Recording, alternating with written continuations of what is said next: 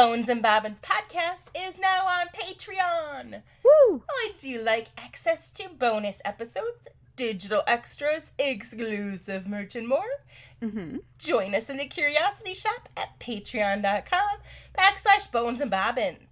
Your generous support helps make the show happen and will also earn you our very eternal gratitude and entry into our private Patreon-only Facebook group where all the good people are. Yes, so if you are also one of the good people, you should probably join us because we're over here. Join us and have all the funds. You can sit here. Funds. Yes, you can. Yes.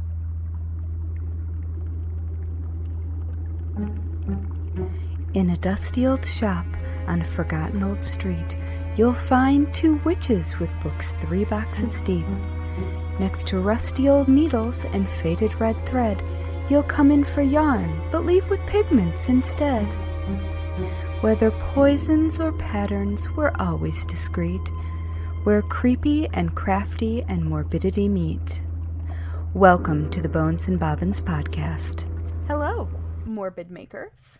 We are your slightly creepy, Mildly disconcerting, somewhat sinister, delightfully discomposed, opaquely odd, merrily morbid, marvelously misanthropic hosts. And this is Bones and Bobbins, Season 3, Episode 5.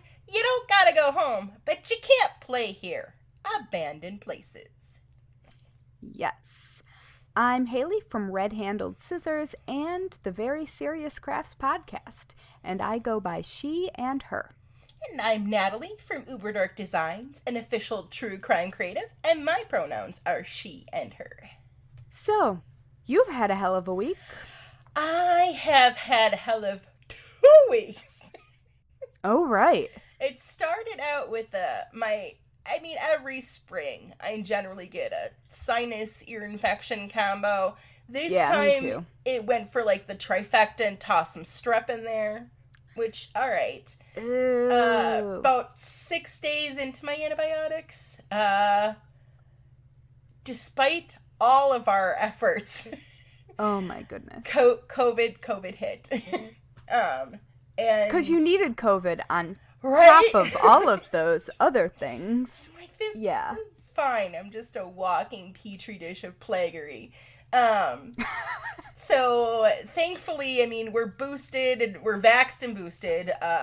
Youngest offspring was gone for all of last week to their dads for spring break. My eldest and I ate a lot of very, very, very spicy soup and ate oranges, and I tried to force them to take their Mucinex with codeine that was prescribed, and they fought me tooth and nail because yuck meds. But also, Mucinex with codeine's the good stuff. Right? Just take a nap. That right? is. Yeah, I feel like the joys of any expectorant with codeine really lost on kids. Right. Like, best sleep ever. This is what I'm saying. But yeah, so we limped through it. Thankfully, I very, very grateful. Very grateful. I'm still just, I'm stuffy, which you can hear, but I'm not like super congested. I didn't have any difficulty breathing. Nothing clot-wise. I'm also just extremely fatigued. Everything takes so much effort, and I just want to sleep all the time. So it's going to take a while, I guess, to get back, but I don't do well with not having all of my energy and being able to, like, I don't do well with naps and not doing things, just like, like not being go. Like, I don't do well with that at all. No, but, it's, you need to rest. Yeah. And you need to let yourself rest. That was the biggest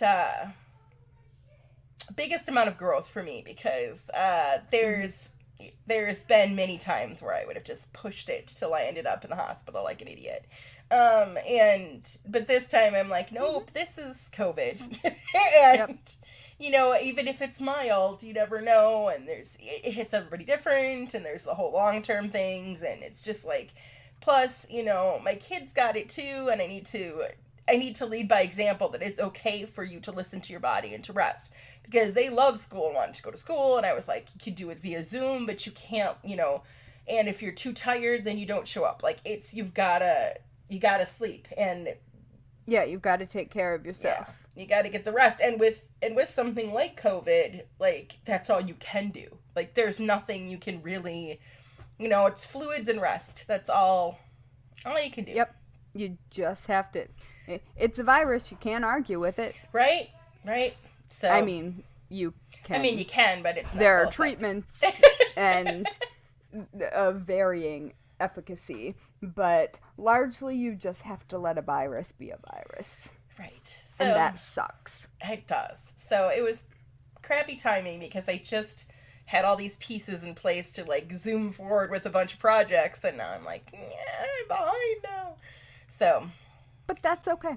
Yeah. I mean, there's nothing you can do about it. Right. So it'll all work out. Yeah. I mean, it's fine. And I feel like most things that you plan to zoom forward on, you can just zoom forward on when you're done. Right. When you have gotten some rest and are feeling better. I'm trying to baby zoom. Maybe. Don't make me call you and give you lectures on taking naps. That is true. Enforced nap time. Oh my goodness. So how are you? I have missed your face. Yes, I'm very glad to see your face and also to hear your voice because I've been worried. Oh, I am a tough. I may be squishy, but I'm a tough. I know you are, but still, you worry about the people you love. Aww, love fest. I just got awkward. Welcome to my autism. But also, I was just looking the other way and saw something I had mistyped by laying my hand on the keyboard. Never mind. So I'm okay. My mom was here last week. Yay.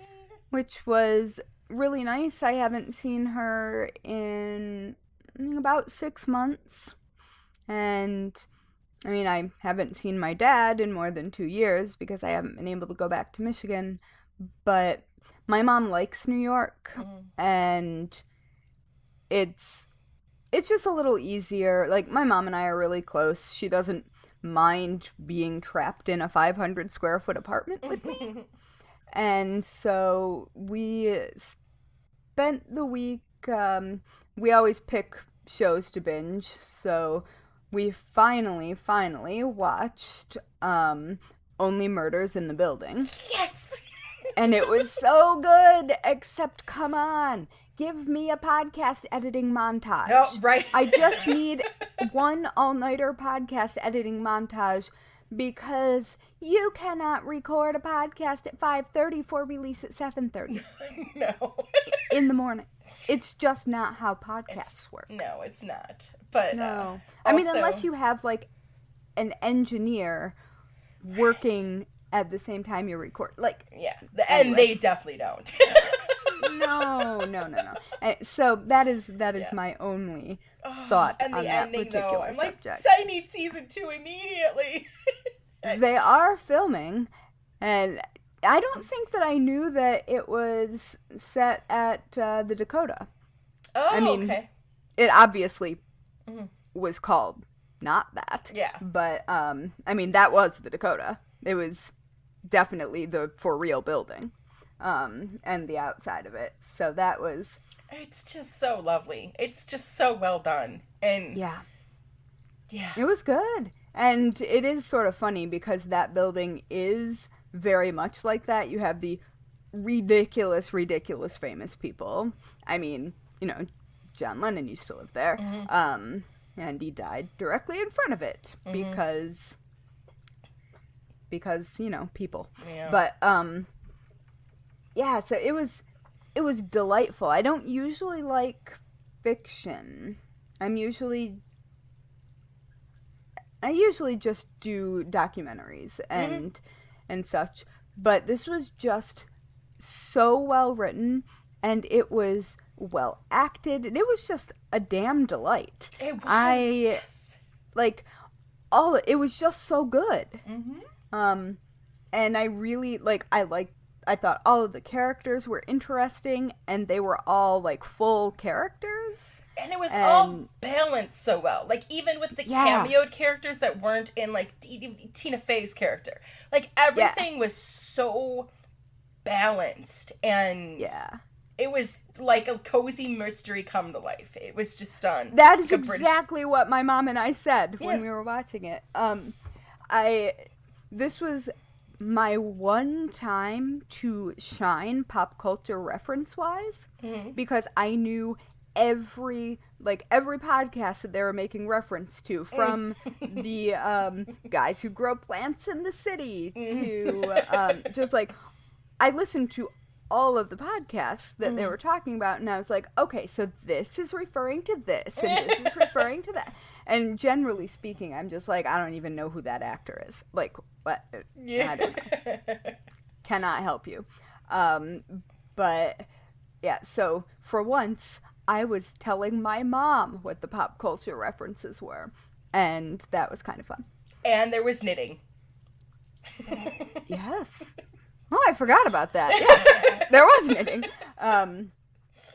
Yeah, so it was fun, and then we finished that and switched over to Veronica Mars, because my mom's never seen that. That's another good one. Yeah, and good Lord, that show, the early 2000s were not great with appropriate ages for dating people. Yeah, no. Like, 17-year-old high school student, don't date the 20-year-old cop. Yeah, don't. No. Like, no, absolutely not. For multiple reasons. Yeah, I mean, unless you were already dating and they graduated, like, there are contexts in which that isn't There's an age and weird. a power dynamic in there that is just a wee bit cringy. I mean, to be fair, she was more powerful. Right, I mean, yeah. So we did that, and then today I decided that I was going to make one spell candle, and I tried to take a shortcut. Because I didn't want to make the mess that I was going to make. And I, of course, made 3 times the mess that I would have originally made by trying to take the shortcut. And so that spell candle is infused with me just laughing and shaking my head at myself and being like, that lesson learned. Learn from your mistake. And honestly, I feel like that's not a bad thing to infuse a candle with. Like acceptance, rolling your eyes at yourself, and having a sense of humor about it. Yeah. Like, all right, that's fine. So that's what I've been up to. That's good stuff. Good stuff indeed. Do you know what else is good stuff? Our Patreon members? Yep. And right now, we'd like to take a quick break to thank all of our fantastic Curiosity Shop members over on Patreon, and give a totally normal and not at all creepy, but maybe confusing welcome to our newest member that I think I owe a huge apology to, because she joined us at the end of January, and I don't think I shouted her out with proper love. And if I have, then she gets extra. And if not, I am so sorry. But that is Miss Fiona Searle. Joins us from across the pond. Why, hello, Fiona Searle. Is Fiona in the Facebook group? I know that Fiona was sent. I know that Fiona was sent the link immediately. Like, I was on that. I don't know. Oh, I was just gonna say, we'll let her know that we have finally come to our senses. Hi, my brain is not. You know, it was this first quarter. It's been a doozy. It's been chaos. Yeah, I think we can blame me for anything that happened from the beginning of February to you getting COVID.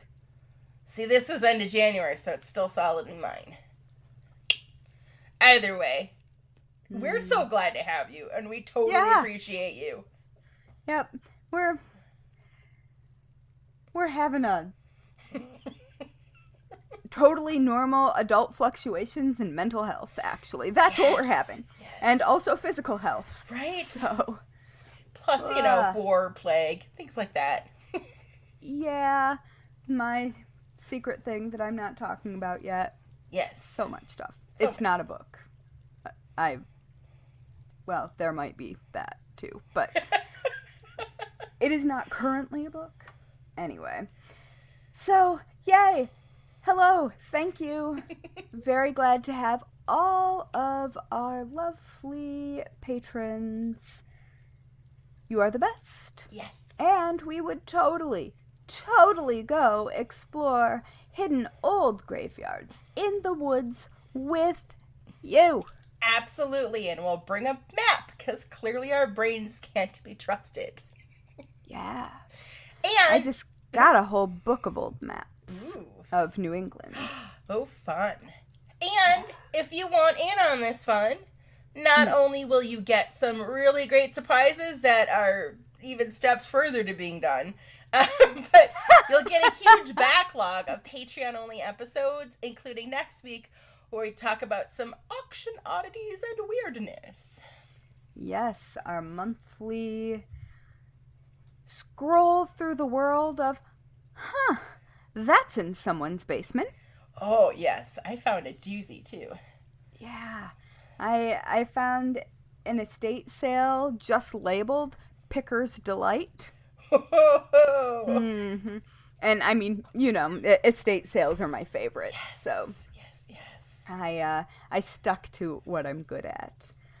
But shall we jump into our topics so yes, we don't crash and burn? Yes, indeedy do.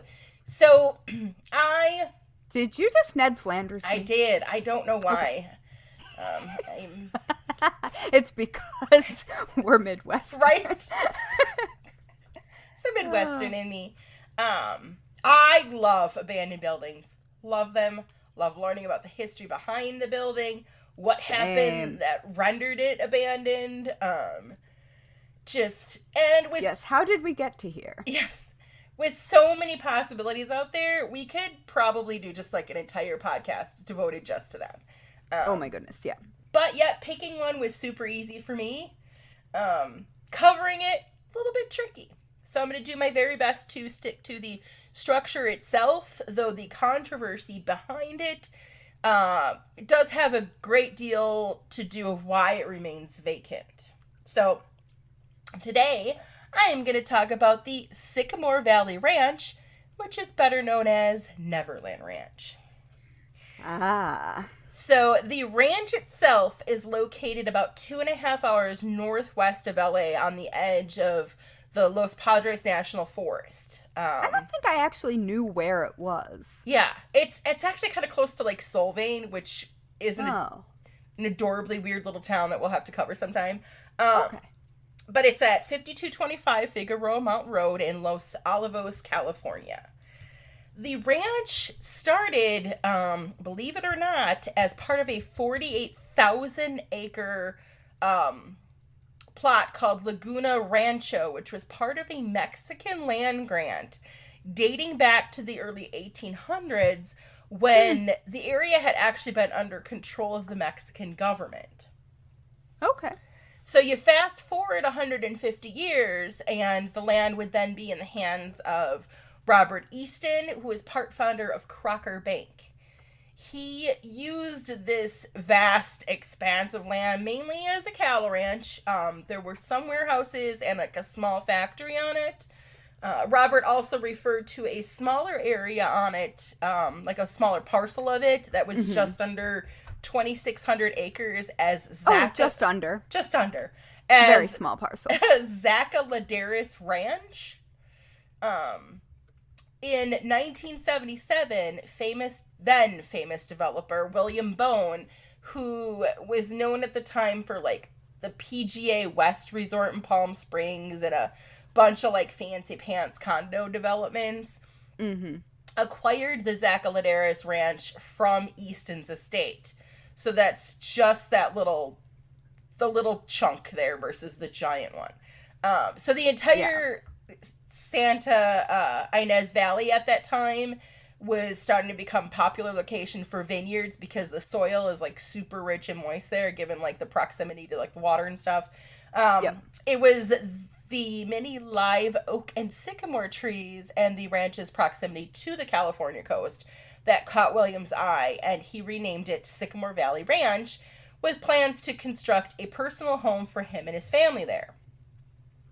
So he uprooted the family and they moved onto a small ranch on the property while William continued to research and develop his grandiose ideas for the future of this sprawling ranch. He turned over a 10-page wish list to lead architect Robert Elders, who William then spent more than 2 years with designing the final concept for the project. In the end, the final plan was to construct a 12,500 square foot Normandy-style home with several other structures and features, including elaborate gardens, a 4-acre lake with a waterfall, a stone bridge, a clubhouse with a tennis court, and more. So the main house would boast 6 bedrooms and 9 bathrooms, including this funky, like, 2-story master suite with 2 baths attached to it in a private loft. That's weird. It is really weird. It's in one of like the towery kind of things. Other rooms and amenities included a formal dining room, living room, kitchen, and breakfast room, staff quarters, a library, and a conference room. William also... Well, a conference room. Right? Because... Yeah. I mean, I guess a conference room is like the modern day equivalent of a ballroom? I guess. Oh, yeah. You'd know you're in big trouble if your dad called you the conference room. William also recruited artisans and skilled craft people from all over the U.S. to work on this personal project, and construction was finally completed in 1982, with William taking great pride in how it all turned out. He stated, "I achieved here all the things I wanted to do in my business, but could not." Now, at one point... Well, okay. At one point, given the construction of the clubhouse and the tennis court, he actually considered turning the property into a country club, but ultimately he decided against it, and then he listed it, which I would be kind of irritated if I was his family. Like, bring us out here, build this big old bougie place, and now we don't even get to live in it? As if. Mm-hmm. So... how did this... As if. Very California of you. Right? So how did this become the infamous Neverland Ranch? I'm glad you asked. I should have. How did it, Natalie? How? So, this part was really interesting because I had no idea. This was all pretty new to me. So around this time, Michael Jackson was already fast becoming a pop icon. And he was staying with Paul McCartney and his wife Linda in London while the two were working on recording the song Say, Say, Say that he'd written for them. Oh, okay. So during the visit, they ended up talking financials, and Paul showed Michael a booklet of all the songs to which he owned the publishing rights to. And by owning those publishing rights, it was a huge chunk helping them financially. Paul McCartney was really good at collecting rights to songs. Right. So that conversation actually led to Michael a few years later purchasing ATV Music Publishing, who would merge with Sony in 1995, which owned the rights to 251 Beatles songs. Huh. Well, after the recording was completed, the two headed to the U.S. to film the music video for Say, Say, Say. The California scenes were shot in Los Alamos, which is like 20 minutes from the Sycamore Valley Ranch, which happened to be where the McCartneys decided to stay while filming. Oh. Paul invited Michael to hang out on the newly constructed ranch. Michael quickly fell in love with it and expressed that someday he'd love to own it. At the same time... Like you do. Like you do. Hey, Paul McCartney, I really like this place. I'll live here someday. Yeah. So at the same time, Michael was in the middle of a complete rebuild of his Havenhurst house. Now, this is a house that his father had purchased after they had briefly stayed in like hotels and then eventually rented a house in Beverly Hills after the Jackson family moved there from Gary, Indiana, when Michael was around 11. Oh, I always forget they were from Gary. Yeah. And the original house was fully demolished, and Michael constructed a brand new Tudor-style home for his family and divided the ownership between himself and his parents. Now, it's said that only like an architect can truly tell the difference between a Normandy style and a Tudor style because they're that similar. I think the only difference is that a Tudor has a visible gable in the front, but I could be wrong on that. Anyhoozle. Obviously, Tudor style, Norman style, you can see the comparison between the two homes. mean, aren't they French versus English? Yeah, but when you look at it, like when you look at them, they're so similar in style. They are really similar. Yeah. So the rebuilt Havenhurst house, which this little bit's important too, had several Disney-inspired elements, and housed Michael's menagerie on a 1-acre property. So he already had a few animals and kind of that. If you have a menagerie, I feel like you have some explaining to do. Right. It was pretty much the model for what's going to end up becoming his dream home. So, timeline check-in. Say, Say, Say was released in 1983. Now, Michael was off being Michael for a while, and by 1988, Sycamore Valley Ranch had been on the market for several years with an asking price of $32 million. Official numbers cannot be confirmed, and I'm talking like some places listed as him paying $18 million, others saying just slightly less than what the asking price was. That's a lot. That's a big range in difference. So we're just going to go, like, it's generally believed that he paid slightly less than the asking price when purchasing it. But he purchased it originally through a trust with his lawyer, John Branca, and his accountant, Marshall Gelfand, acting as trustees to protect Jackson's privacy until April of 1988, and then Jackson became the sole owner, and that's when he renamed the ranch to Neverland Ranch, after the fantasy island of Peter Pan, a place where tomorrow never comes. So work began immediately to turn the property into Jackson's vision. There were surprisingly only very slight alterations done to the main house itself, like adding Jackson's personal touches, basically arts and all that's like art and collectibles and stuff. Yeah. Because the house came fully furnished and he just kept all the furniture and everything the same. Which is it's a very weird combination of things. When you look at photos, it's a little head scratching. Now it's clear, and Michael confirms on record, that the fact he spent his childhood traveling and in the recording studio, that the ideas for both Havenhurst House and Neverland were to create a fantasy world for the ideal childhood that he didn't have. Though later, there will be many that believe the goal was otherwise. So, Michael spent roughly $35 million additionally to bring the fantasy into reality by constructing a bigger zoo for a bigger menagerie. It's not even a menagerie at this point. He had elephants, giraffes, chimpanzees, crocodiles, bears, llamas, snakes, a reptile house, and at one point exotic birds, but they didn't last long because apparently they're extremely noisy during mating season.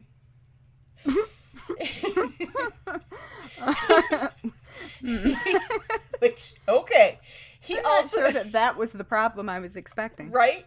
He also added a 50-seat theater house and a small theme park with a series of carnival rides. Now, I would say it's a little bit bigger than small. The park took almost a decade to fully reach the level that many remember it as when Jackson had purchased, like with Jackson purchasing 18 rides between 1990 and 1997. 18 rides is bigger than a small theme park, I think. One of those rides was the octopus, which was a personal favorite of mine as a kid. And all of this... Oh, I'm nauseous just thinking about it. All of this was surrounded by a railroad that would carry you to various parts of the property that began and ended at the Catherine train station, which was named after his mother. The train station is actually the building that is most pictured for the ranch. Although, I didn't know that. I thought that was the frickin' house, but it isn't. That's the train station. The station itself is pretty much decorative. It has a couple of rooms in it. But the floral clock in front of it is iconic, and then it says Neverland in flowers in the front, and... Yeah. So, by 2000... Whoa, 2000? Is that right? I may be wrong on that. It's gotta be wrong. No, that's right, 2000. By 2000, Neverland Ranch reached its final form, so it finally was done. And at this point, it also boasted an arcade full of all kinds of video and arcade-style games. Michael's immense art collection was now fully displayed throughout. There was 3 guest houses set up in a traditional hotel style with numbered rooms. He literally had a small blockbuster video library filled with movies that guests could check out to view. The amusement park was now complete with not only the rides, but also a super slide, a bumper car house, a carousel, and an iconic Ferris wheel. The ranch now featured 22 main structures and an annual cost of between $5 and $6 million to operate, not including the payroll for the 120 full-time staff. Good Lord. But Natalie, I thought this was about abandoned stuff, not lifestyles of the rich and famous. I know. I've got you, because this is where shit starts to nosedive. So Neverland was a huge attraction for Michael's friends who would visit and stay, and there was groups like of underserved children that got to visit and experience the animals in the rides. Michael also hosted a lot of children privately as well. And this would end up leading to criminal charges being filed against him for multiple counts of child molestation after a documentary had been released showing Jackson holding hands with a minor and discussing sleeping with the boy at Neverland Ranch. Oh, boy. It was like an interview done with him, and I've watched it at different points in my life, and I think I feel differently about it now than I did then, but it creeps me out, for lack of a better way of phrasing it. So it became a central part of the investigation, and on the morning of November 20th, 2003, the Santa Barbara Sheriff's Department showed up with a search warrant after a preliminary investigation was done by the LA Department of Child and Family Services. He was in Vegas shooting a video at the time. 70 officers entered and sieged boxes and boxes of items, including 16 computer hard drives. Yep. Now, Jackson was acquitted of all charges on June 15th, 2005. However, he stated that he would never live at the property again and could no longer consider the ranch a home due to the invasion of the police officers violating the property. And he did not return to Neverland ever again. Him and his family... That's interesting. Yeah, him and his family moved to Bahrain. I don't think I knew that either. Yeah. So I remember the moment that I became interested in Neverland Ranch, really. And I had stumbled across a site online where these 3 guys had basically wandered on and actually entered the house and took photos, and I tried so hard to find the website that had originally, I mean, this is back in like 2007, and they had gone back a couple more times. Their site with the photos and their story of it is down. But there's an article on Vice.com that when they interviewed them, I've got that linked. And then I found they're no longer anonymous anymore because they've like released some of the photos, but not all of them. In fact, none of the photos from the inside of the house were all left off when they took the site down. And I think that was out of respect for the fact that they were like, we don't usually go inside houses. Like, this is not a normal thing for us to have done. And I think that when, spoiler alert, Michael Jackson passed away, I think that they felt some kind of way about that. But I remember distinctly that there was like piles of change on the coffee tables. There was food, even though there was no electricity at that point. At the point that they entered, I think the electric had been cut off. But there was just like food in the fridge. It was literally like they just up and abandoned. So him and his family went to the Bahrain during and around the time of the trial. Rumors of Jackson having financial difficulty emerged. By April of 2006, Jackson was reported to be nearly $300 million in debt due to his lifestyle, as he was now spending over $2 million a month, which I cannot fathom. I cannot unless you're like buying a new house every month. Right? In 2006, the Neverland Ranch closed officially, and most of the staff were dismissed, with a spokesperson stating that this was the reflection of the fact that Jackson was no longer living there. It is also said that he owed more than $169,000 in back wages to the staff at the time of the closure. That's less than I would think, though. Right. I mean, like, it's weird because I've seen... That's probably, like, a pay period. Right. Because they're, 100? Like full-time staff? Yeah, 120, I think. And it's interesting because when I was going through all of this, there is a couple of people that work for him that have come forward in the allegation areas. Very recently, within the last...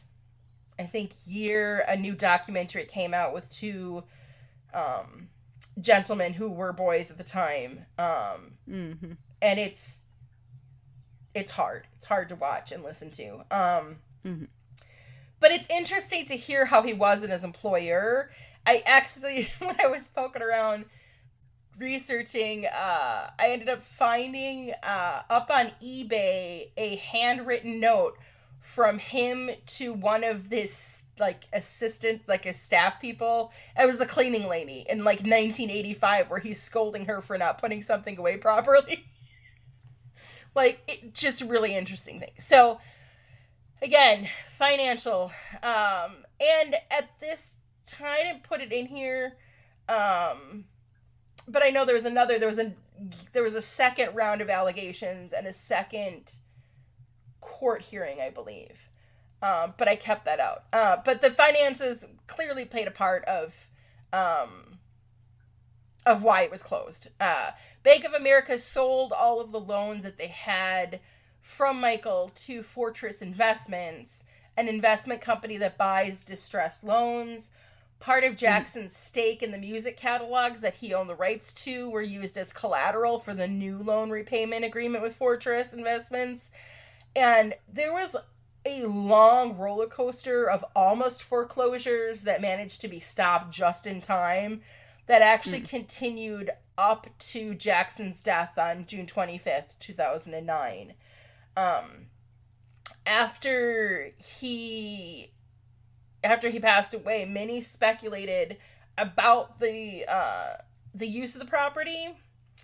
His family wanted to bury him there. There is some rumors that his ashes were actually sprinkled there, but he's in turn, I don't know, is at one of the fancy pants, like Hollywood Forever or something. Pretty much. So there's not a real definite on that. At one point in 2013, Lady Gaga announced that she was willing to help Michael's children financially to be able to keep the property.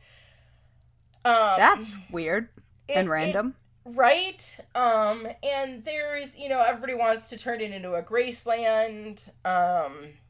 No. Right. It's not, well, I guess Elvis was also kind of a problematic guy. So. Right. Not quite as problematic, but problematic. And there was... at least he was problematic with adults, not kids. Right. So,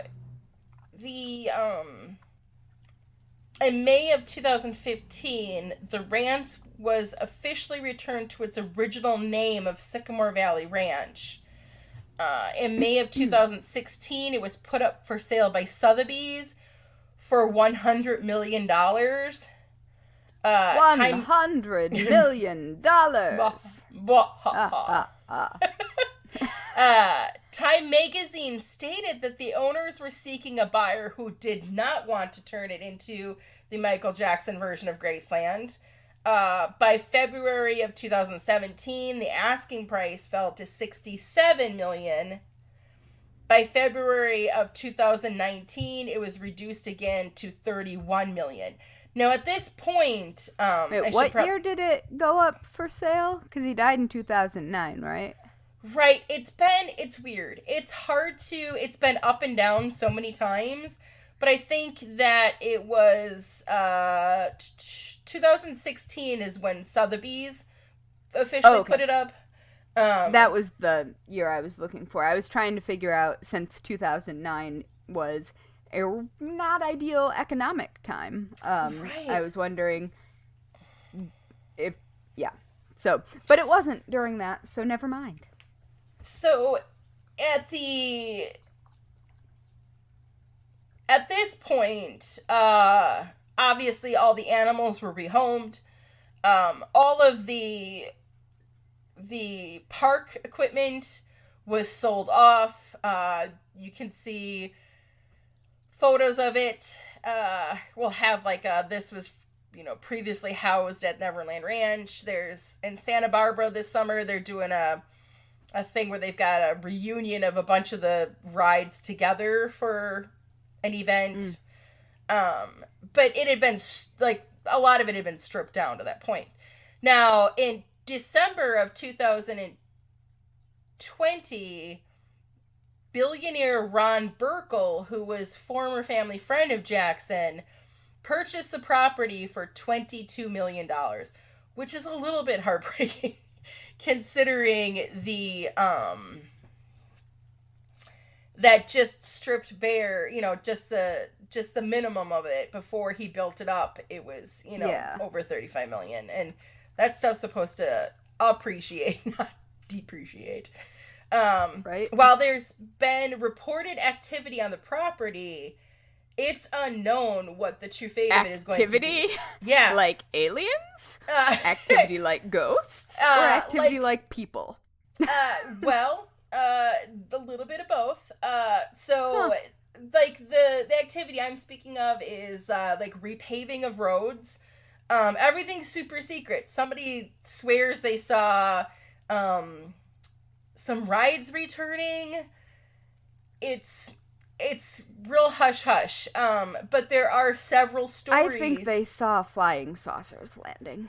It's possible. There's several stories of, and there's even a couple, cheesy YouTube videos that show the alleged ghost of Michael Jackson sneaks knocking around the property, because there was a time period in there after he passed away and it was kind of de-Neverlandified, where it looked like people were using it for, retreats, for business retreats. The theater part of it was used for some stuff.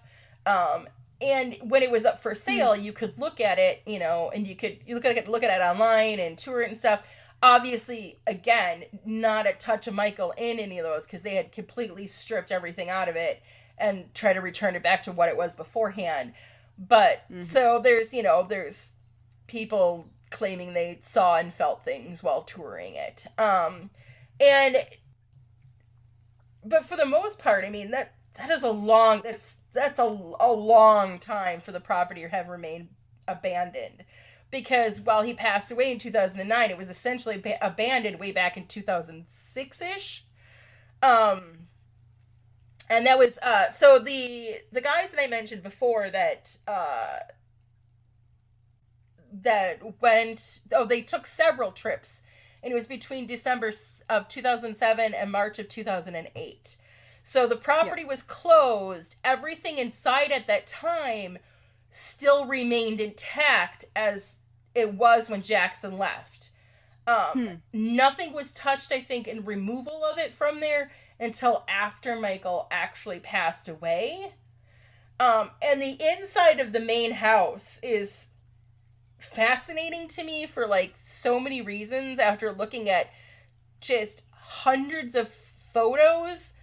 There was this just odd but yet normal but weird tackiness about the house, like, because it was There's a lot of that with over the top sort of celebrity mansions when people aren't connected to reality.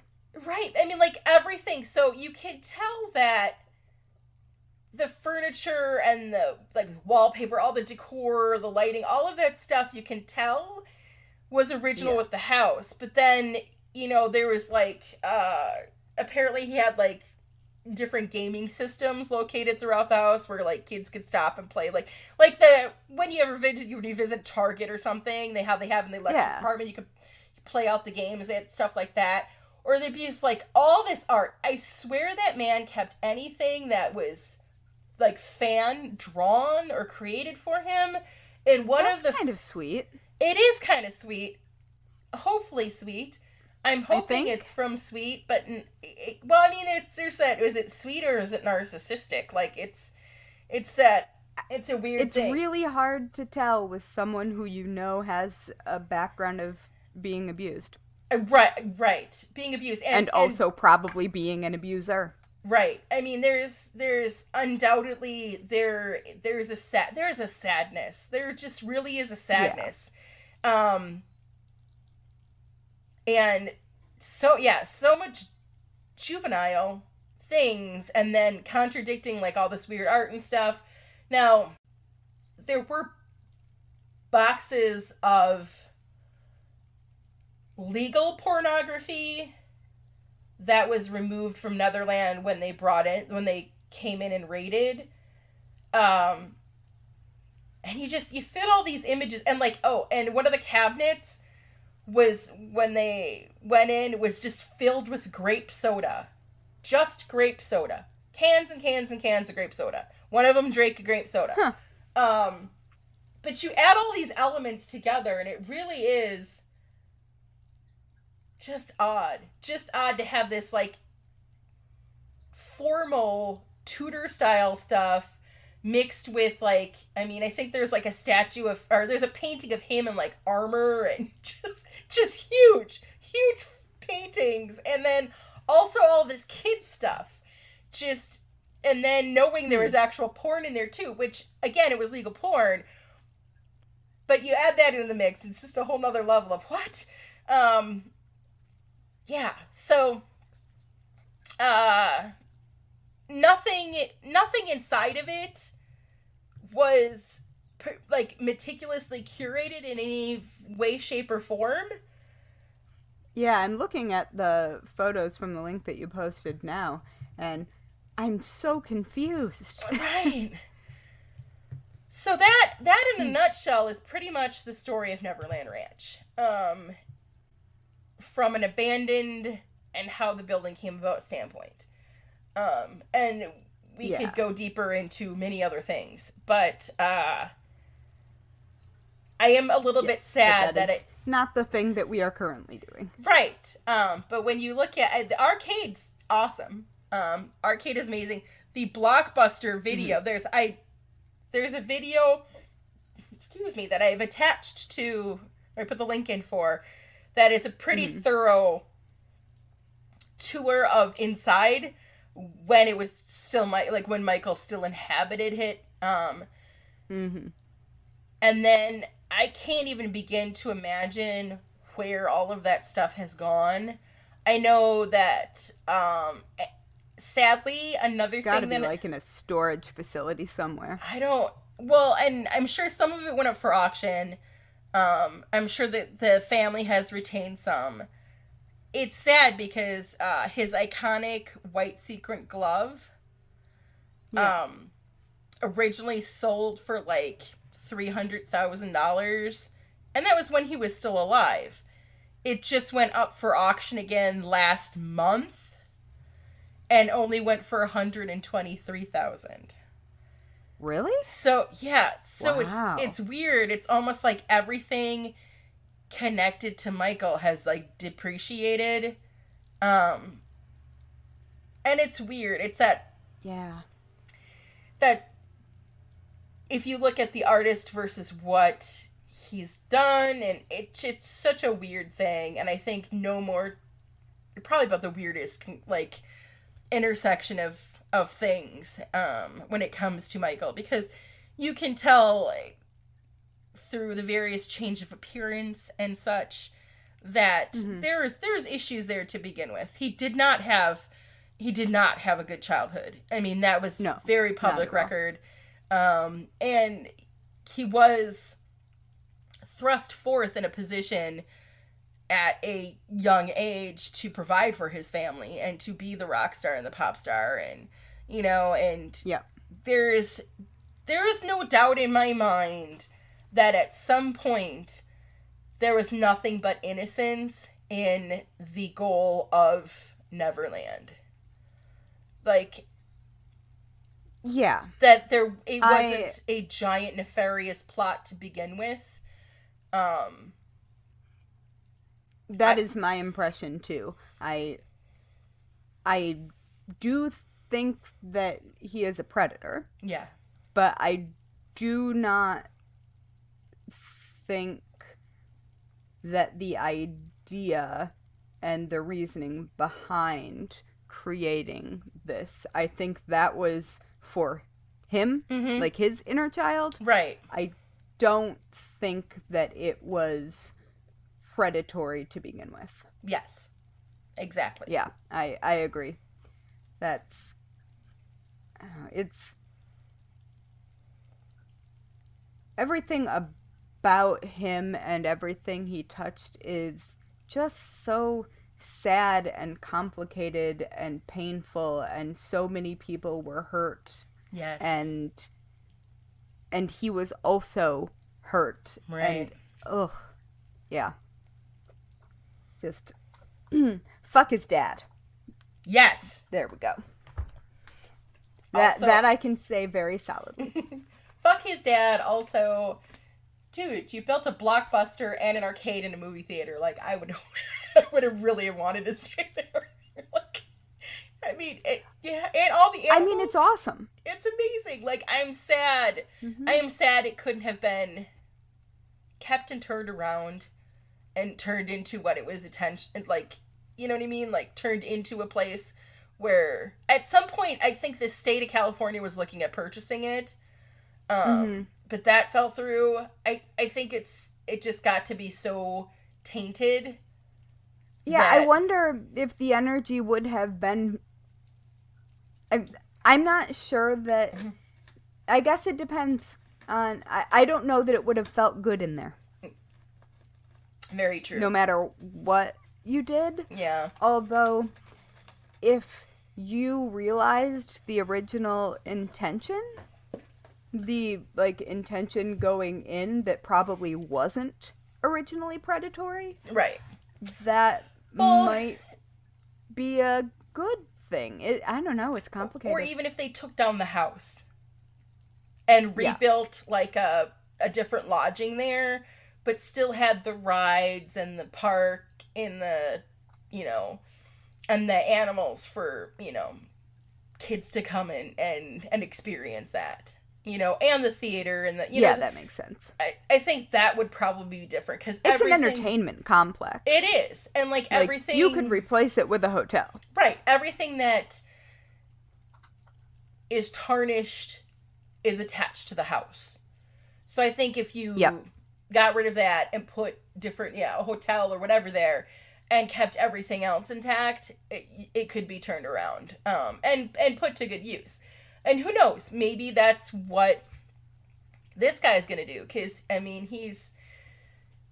he invests. He's an investor. He's looking to make money, and he's not going to make money off that unless he does something with it. And no one's just going to come visit it just because it was once Neverland Ranch and doesn't resemble it in any way, shape, or form anymore, No, I mean, I'd go visit and look for the creepy factor. Right.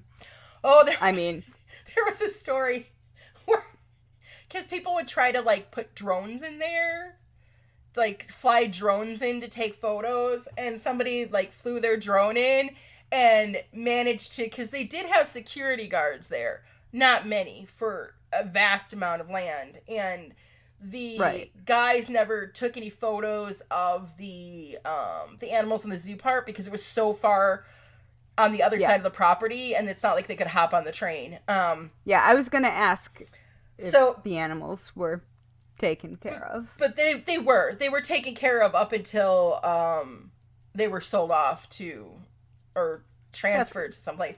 But one of the security guards shot a drone down with a taser gun. That's fun. Right? Like, that's an interesting little tidbit. I can't imagine being like... I mean, it just sounds like... Can you imagine...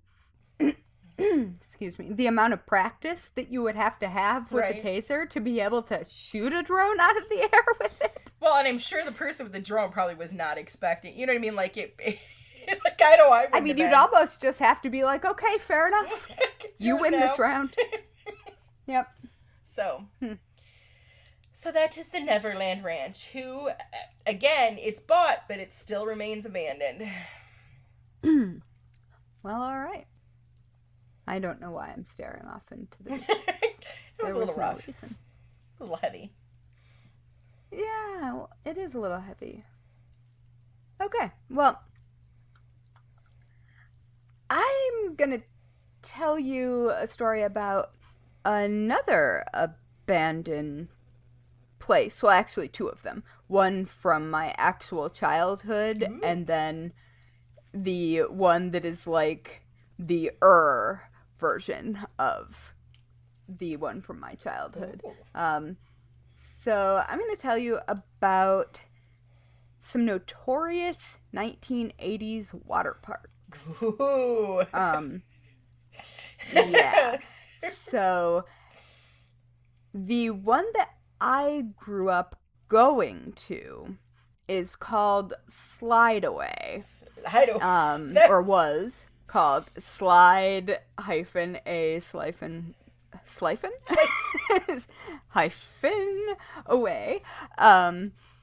And it well, you know those places of your childhood that you have like sense memories of? Like if you feel a texture or smell something, like the entire experience comes back. I can remember the way the stupid rubber mats, or not rubber, foam mats that we were supposed to ride down the water slides, and I can remember how they smelled. And I can remember the difference between like the new good ones and the old ones, and like just this place. And I want to preface this by saying I loved this place when I was a kid, and my dad would take me there on the weekends pretty often, and it was the kind of 1980s place like that just wouldn't be allowed to exist today. Yep. So it had water slides constructed entirely of concrete. They were painted blue, and I think they were painted with whatever the nautical paint is that is made to have water on it, like what boats are painted with. And so it was kind of slippery, but it was also concrete. And so, I mean, it gets a little rough. The paint wears away because a million different kids have slid down it on these foam rubber mats that are just casually getting shredded on the bottom by the slides. And it was... It's a lawsuit waiting to happen. It was a nightmare of yuck. But the thing that I remember most is the bottom of the main water slide area. And you know how, what is it? Like popcorn ceilings? Oh, yeah. The textured... Oh, not on the... Why would you ever do that? They did that, but with concrete to make it non-slip. Oh. Except it was just sharp. Oh, so no. when you came off that water slide, you would hit the bottom, and then if you didn't get your feet under you right away, you would just skin all of you until you stopped. Yes, so just scraping up your legs. And even if you got your feet under you, you would probably also scratch up your feet. I can Nobody cared. Already picture what the butt end of the swimsuits look like. Like how they I absolutely lost my I hadn't remembered this at all until just now. I absolutely lost my swimsuit once. Oh no! When I hit the bottom of that pool. Oh no! I remember standing up and being like, oh no!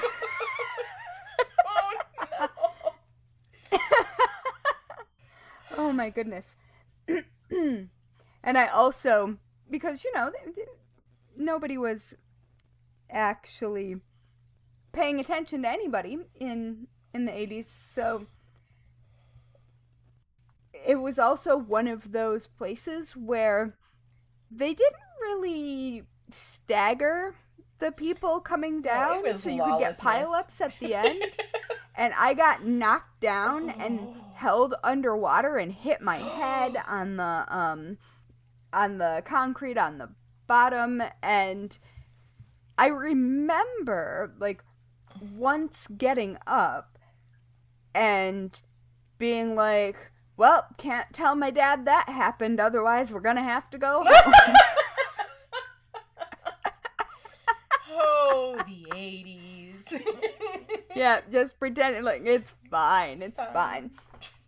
Chlorine will take care of it. And so, yeah. And so I was looking into Slideaway because I was researching Action Park, which is the notorious New Jersey water park that is the be-all, end-all of bad 80s ideas. Yes. And there's a documentary about it called Class Action Park. Nice. And yeah, so I was thinking, I wonder if there were like reports of injuries and if there were lawsuits about Slideaway. And so I started digging into it, and I can't find any record of anything having gone wrong there, even though I know that, like, I absolutely left bloody every time. Yeah, so I don't even know.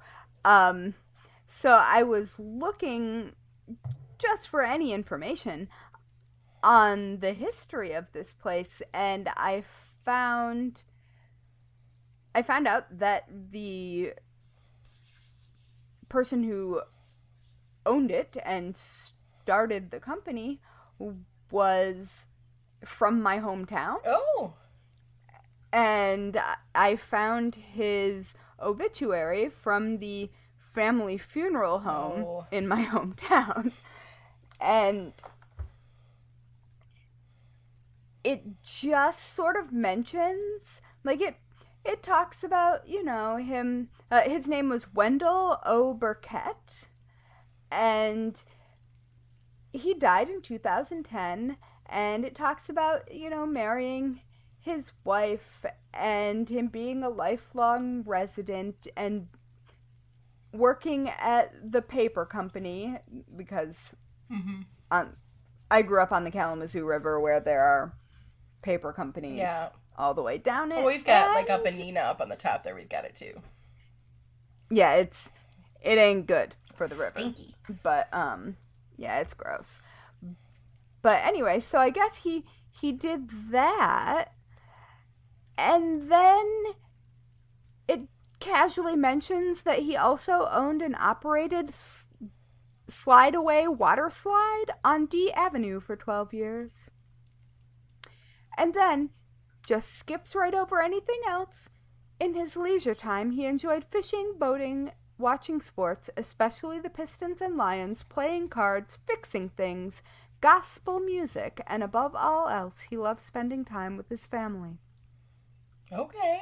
So, like, this massive part of my childhood is a sentence. Is summed up as, like, one sentence of history in this dude's obituary with zero additional context.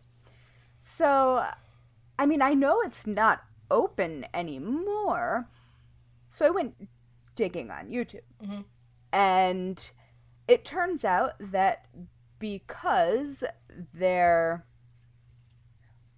are an awful lot of people my age on the Facebook, I could, in fact, find a bunch of different threads of people talking about their childhoods spent at Slideaway. And it came up because someone filmed a drone flyover of the abandoned water park. And I have to say, if I didn't know what it was, I would not recognize it. Because overgrown? Mostly what is...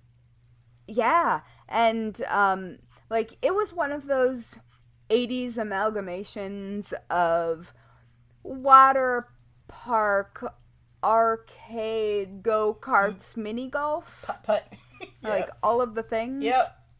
And, I am just having 1,000,000 sense memories of, like, flashes of my childhood spent in all of these weird, very, very 80s bad idea hot places. Dogs, chips, and a soda for lunch.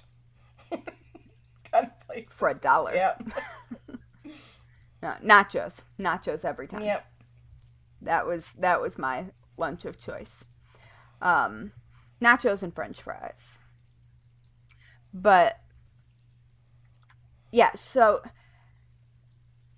the drone flyover, and I've added the YouTube video to the show notes, is interesting. The only thing that you can still see is the go-kart track.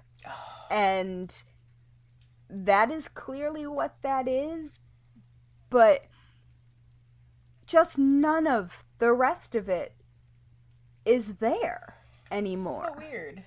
And there's no, like, it was concrete motherfucking slides. Right. Like, where did that go? I don't know. It's baffling to me. I mean, those are the kinds of things that generally just stick around and fall apart. Yeah. But grow moss and stuff. So the building, like the sort of indoor part of it, is still there. And the go-kart track, and that is it. Wow. Which is strange to me. So I was trying to look around to confirm that I actually remembered all of this properly, and then I came across the 1992, so it was still open in 1992, commercial for Slide Away that was, and I don't know if I mentioned where this is. I probably should have much earlier. It's in Kalamazoo, Michigan. But it's not actually in Kalamazoo. It's in Alamo, which is right next to Kalamazoo. But all of the things that I remember about this place are absolutely in this like 30-second commercial from 1992. And what were we thinking? Right. Like, holy shit. And so when I was looking through like the Facebook comments from all of these people, it's a bunch of names that I recognize, all talking about their misadventures. And apparently there's an auto shop across the street, and like people have been looking into it. Like local people are like, what happened here? Yeah. Like, and you know, some guys at the auto shop across the street said they were torn out like 10 years ago, and the slides and stuff. And then there were a bunch of people being like, oh yeah, I used to work there. I loved going there. My father-in-law was the owner. And then a bunch of people were like, so what happened? And they didn't respond. No. And if you're gonna, so it's just like this. If you're gonna ante that up, you need to follow back up. I know. Like here's one of the quotes. An uncle was also mentioned, and just nobody. I'm surprised nobody's bought that land. Well, I think it's now part of the Parks Department, because okay. that's how I sort of figured out when it stopped existing. So this quote pretty much sums up my entire childhood summer memories as are related to Slide Away, which is scraped up my knuckles every time, but still had a ball when I went. And that is someone named Scott Stevens from the general vicinity of where I grew up. But, like, what in the world? We have a lovely tourist trap town, Wisconsin Dells, here. And one of the, I think it's, at one point it was the allegedly largest water park in the nation. But it's started out pretty similar. Yeah, and so what made me go down this particular rabbit hole is the whole, the documentary called Class Action Park about Action Park, which seems to be, it blows Slide Away out of the water as far as safety is concerned. I mean, Slide Away was almost entirely staffed by teenagers who were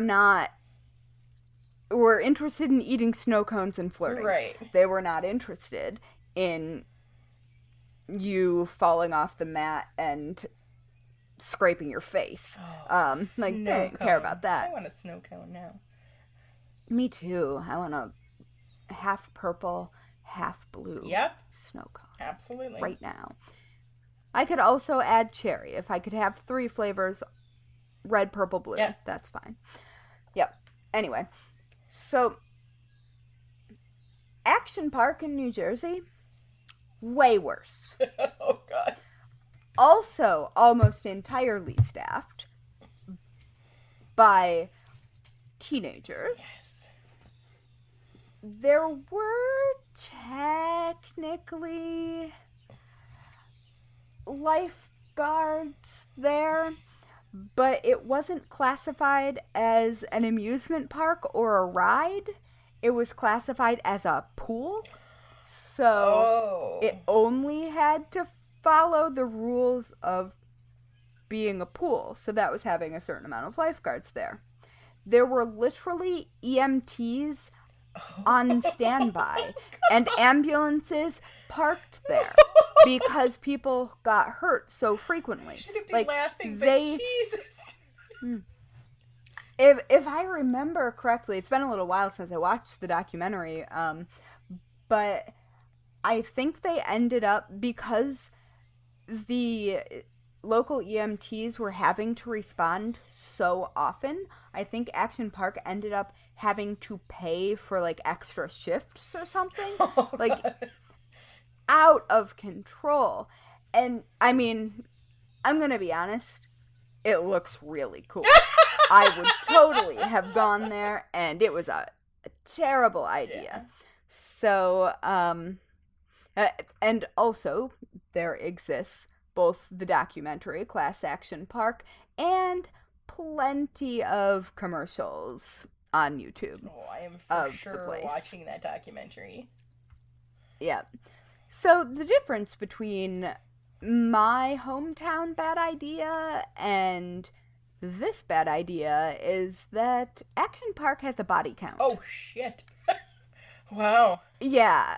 Like, it isn't just that they casually had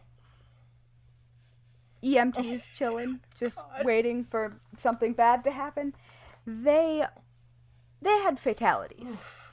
They have 6 people are known to have died directly or indirectly from rides at Action Park. Oof. That's a lot. Yep. It is. It's plenty. It's definitely plenty. So, Action Park opened in 1978, and its history is complicated. It closed in 1996 at the end of the season, like on Labor Day weekend, 1996. And then it reopened, but under a different name from 1998 to 2013. Oh, shit. And then it decided that, I don't know, it is not open currently. I believe that it closed for good after changing its name back to Action Park and then maybe also to something else again. Like, it bounced back and forth because, you know, the notoriety of the name brought people. So when they tried to rebrand, they realized that people were coming because Action Park was ridiculous. And if it's not Action Park, then nobody knows that is that ridiculous place. And so, as far as I know, it closed for good in May of 2016. That is significantly longer running than I anticipated. Yeah. Their slogan, well, it's in New Jersey. Yeah, Jersey. Yeah. Their slogan is, where you're the center of the action. There's nothing in the world like Action Park. It was 250 acres large. That's huge. Yep. It was one of the first modern American water parks. So it predated the one that I grew up with by probably not quite a decade, but it well, I guess, I don't know, 5 or 6 years. But it definitely was a pioneer in its field. Let's just put it there. The Wikipedia page describes it like this. Action Park featured 3 separate attraction areas: the Alpine Center, Motor World, and Water World. The latter was one of the first modern American water parks. Many of its attractions were unique, attracting thrill seekers from across the New York metropolitan area. Action Park's popularity went hand in hand with a reputation for poorly designed rides, undertrained and underaged staff, intoxicated guests and staff, and consequently poor safety record.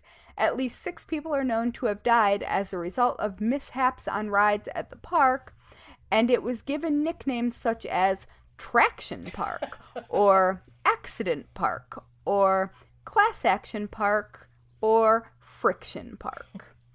Friction Park resonates with me. Ouch. So, for reasons that are kind of unclear, New Jersey just seemed to look in the other direction. Like, they knew it was happening, but state regulators were just like, nah.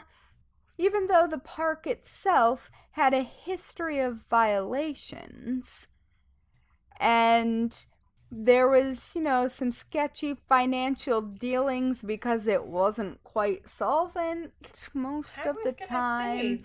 There were illegal schemes, indictments of executives. The founder, Gene Mulville, pled guilty to some charges. There were personal injury lawsuits, just New Jersey things. Just Jersey things. Jersey stuff. Yep. Yes. And I will say that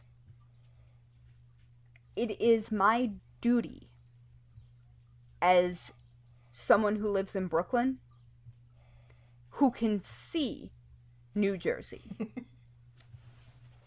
from, well, the promenade at the end of my street, to make fun of New Jersey. It's a requirement. I signed a contract. It's part of your lease. Oh, yeah. Like, it just is. So, I'm sorry, people from New Jersey, but I'm not that You're sorry. contractually obligated. Yes. So, there were a lot of questionable life choices made. A lot of them. But the thing is, you know how when you think about action parks and theme parks and, like, any sort of amusement park, broadly, you imagine that there is somebody smarter than you who has designed the thing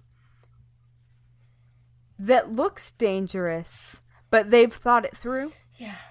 Like, it's probably not going to hurt you because they figured out how much force an object moving at a certain speed going around a curve was going to put on metal structures. That's what you would think. Things like that. Yeah, that was not the case here. They basically just made things up and built them. That's not wise. That's not how that should work. no. Yeah, no. So Action Park was most popular and most successful in the mid 1980s, and at that time, most of the rides there that were just kind of made up were still operating. In 1982, 2 guests died at the park within a week of each other. Jeez. Whoops. And that led to the permanent closure of 1 ride. And it only took 2 deaths. That didn't really deter anyone. And then 2 more people died the summer of 1984. And then some lawsuits started. The state investigated. It was found out that there was some... Ooh, Biggie Bear. There was some light insurance fraud happening because nobody would insure the park, so they made up an insurance company. Oh, shit. Yeah, it's a whole thing. Wow. But it didn't really matter because people still wanted to go. And so there were about 1 million visitors per year. Damn. That went to the park. And according to the numbers on Wikipedia, as many as 12,000 people came through on some of the busiest weekends of the season. So, like, that allowed the heads of the park to be like, yeah, but the injury and death rate, they're statistically insignificant, given the sheer number of people going through. Biggie, stop it.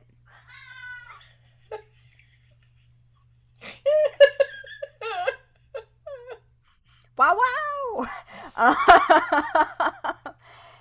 Yep, so... now I've been distracted by it. I mean, I guess they can cut their losses then. I mean, they're just like, well, if you have to pay out this, it's nothing compared to what we're pulling in. Yeah. But if you ask the directory of the emergency room that was at the closest hospital to Action Park, they reported that they treated from 5 to 10 victims of... Really? They...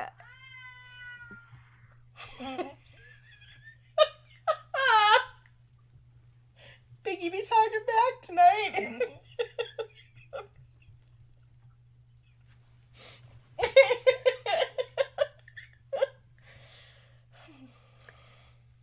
Just gonna try to get through this. All right. So, the emergency room reported treating anywhere from 5 to 10 victims of park accidents on the busiest days.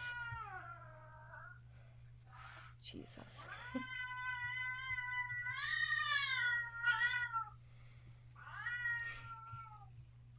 If anyone is new to the podcast, I have a hangry diabetic cat who is gigantic and has also a very large voice. There's nothing wrong with him. He's just mad about dinner. Yep, so. Alright. I'm gonna have to pause and feed the cat, I think. Yeah, I think so. Biggie has spoken. Sorry about that. There was going to be cat chaos if I did not bow to Mr. Big Stuff's will. All right. So, going back to the injuries that were supposed to be statistically insignificant. Yes. Which, I mean, to be fair, they probably were, like, the major injuries. But I'm pretty sure that almost everyone who went probably skinned something. Oh, I'm sure. That's just Yeah. my thought.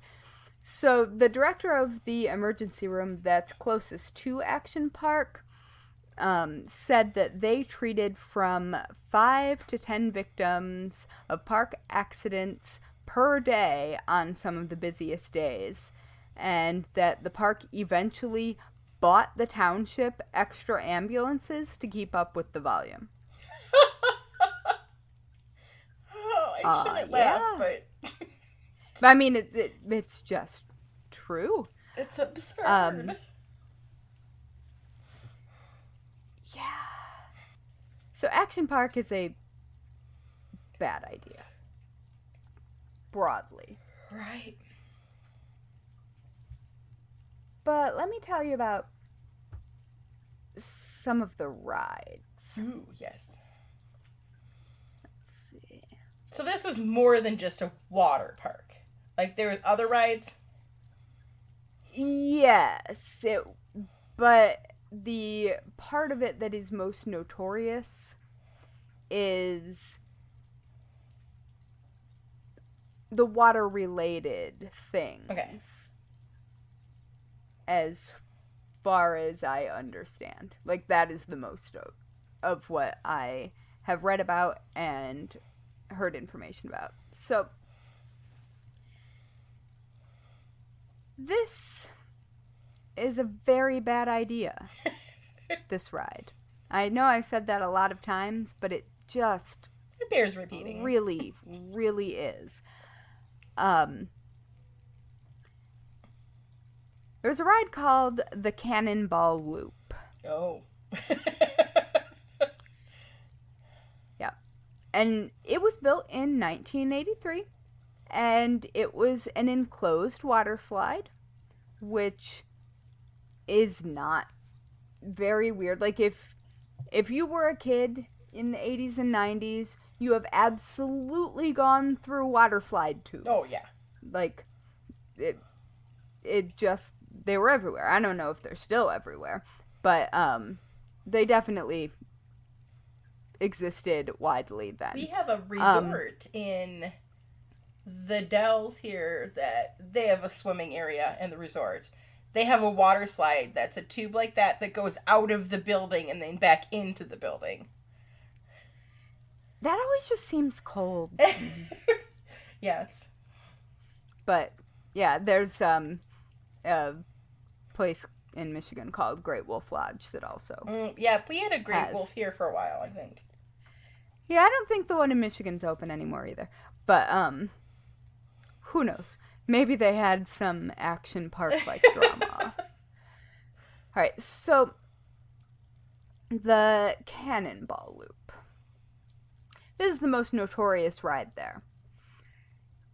It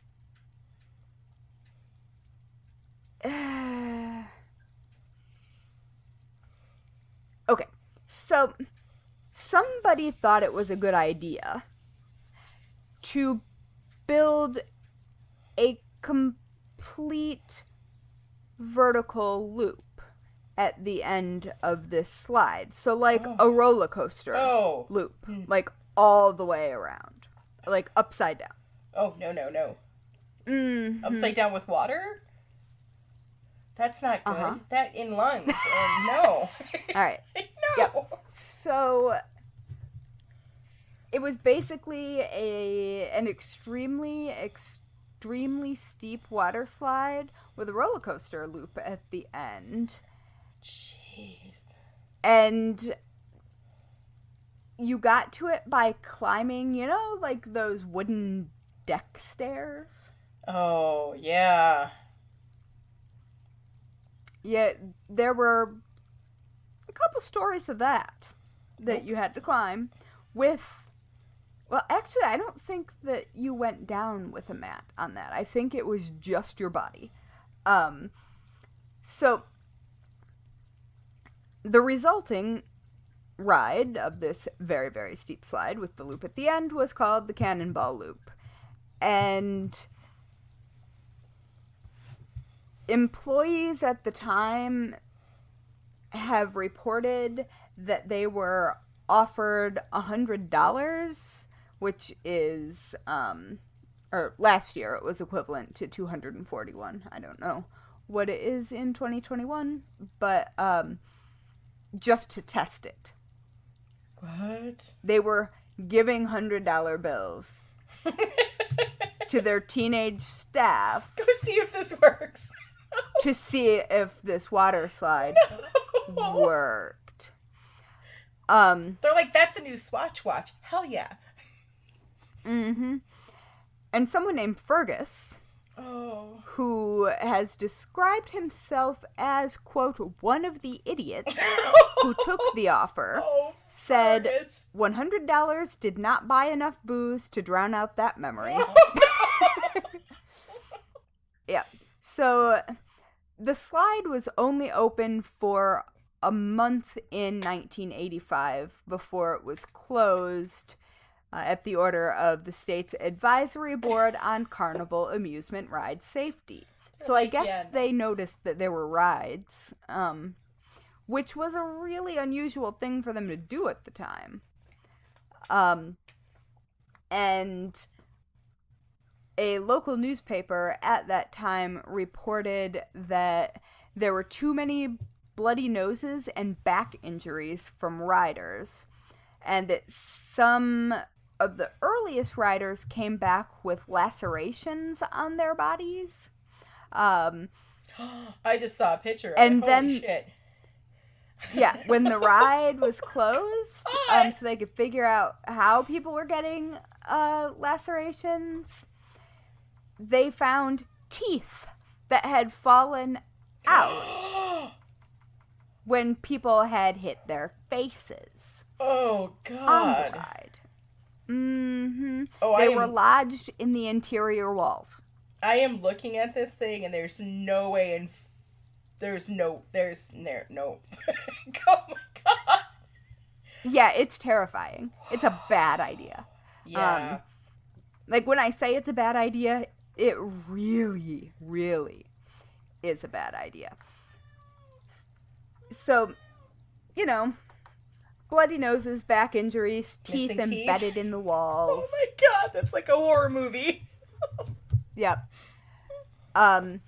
A former Navy physician found that riders were experiencing as much as 9 Gs when they went through the loop. That sounds like a lot. It's significant. I don't know my G's all that well, but that sounds like a lot of G's. Yeah. And there were, at the time, rumors that circulated pretty widely that some of the test dummies that they had made and sent down before they had actual people test it came back decapitated. And they're like, well, just try another one. Like, oh my God. Oh. Yeah, it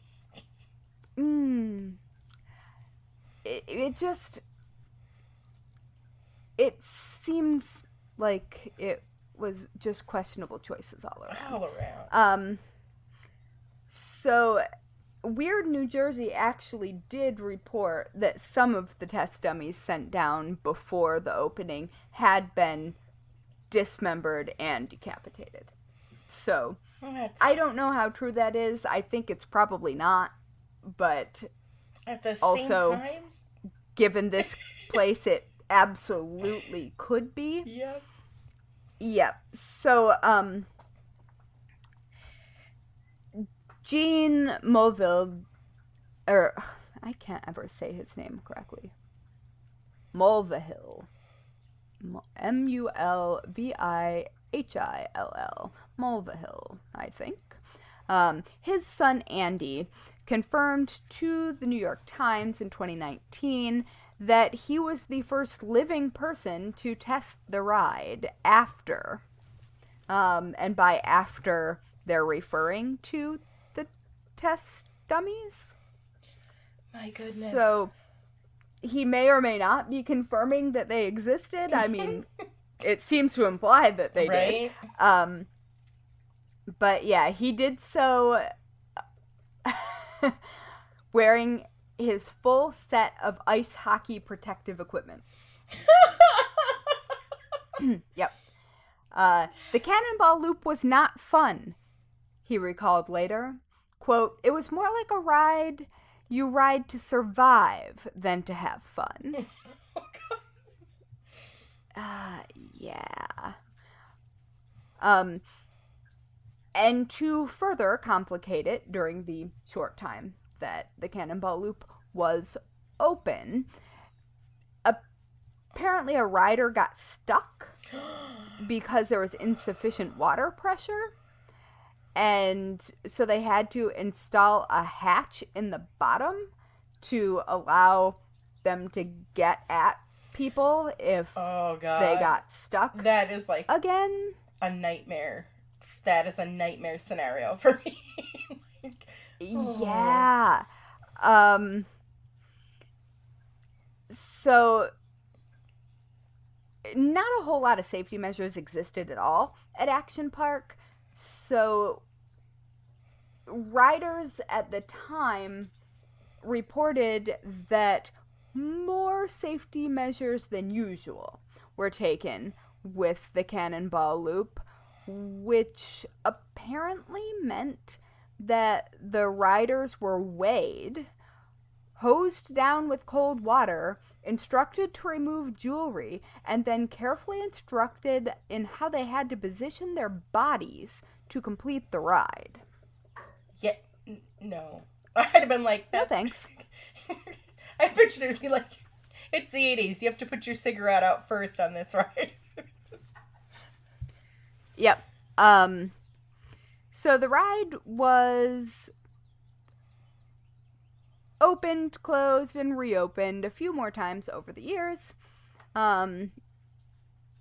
including in the summers of 1995 and 1996. So they just kept trying, it would seem. Stop trying to make fetch happen. Yeah. I mean, teeth embedded in the side walls. You gotta, like, come on, hose people down and take their jewelry, you know? That they were surprised to find the teeth is really interesting to me. Like, did nobody say, oh my god, my teeth are gone, when they got to the bottom? Were they just too drunk? Right? I don't understand. So it was open for a handful of days when it was open, and then further injuries would eventually make it completely shut down for good, but they didn't take it apart until 2015, I think. Wow. Hold on, let me see. Which is so weird, because it's not like there's a whole lot to take apart there. Yeah, so, it says it was dismantled shortly after the park closed, but it doesn't say which time. So I'm guessing probably the earliest time that it closed. But in 2014, video footage appeared to show riders going down the Cannonball Loop, was unearthed and published online, so you can actually watch it happen.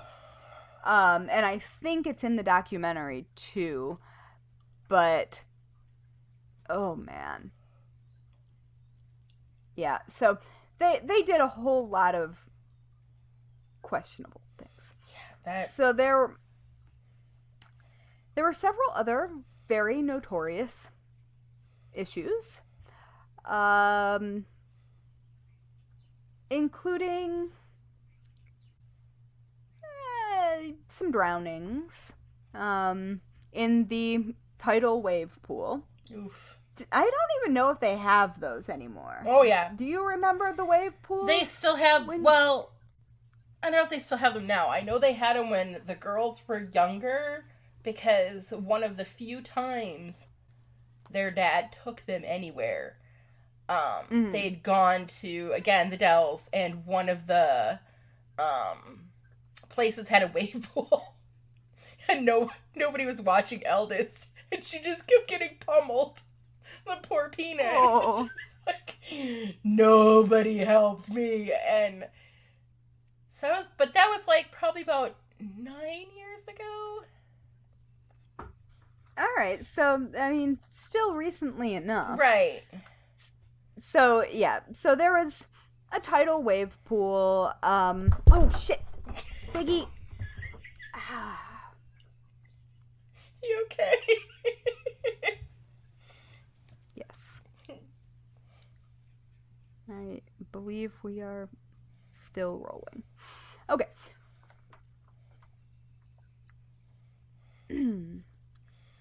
So the first death occurred in the tidal wave pool in 1982, and 5 years later, another visitor drowned there.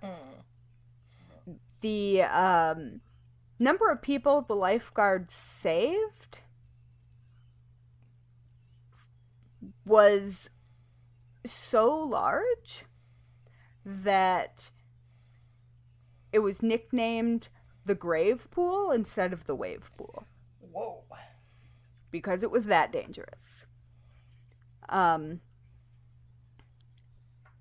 it just, like, I am an extremely strong swimmer. And reading all of these things, like, I have been pulled by riptides. Like, I'm very, very competent in the water. I've been a lifeguard. I can drag people out of pools. But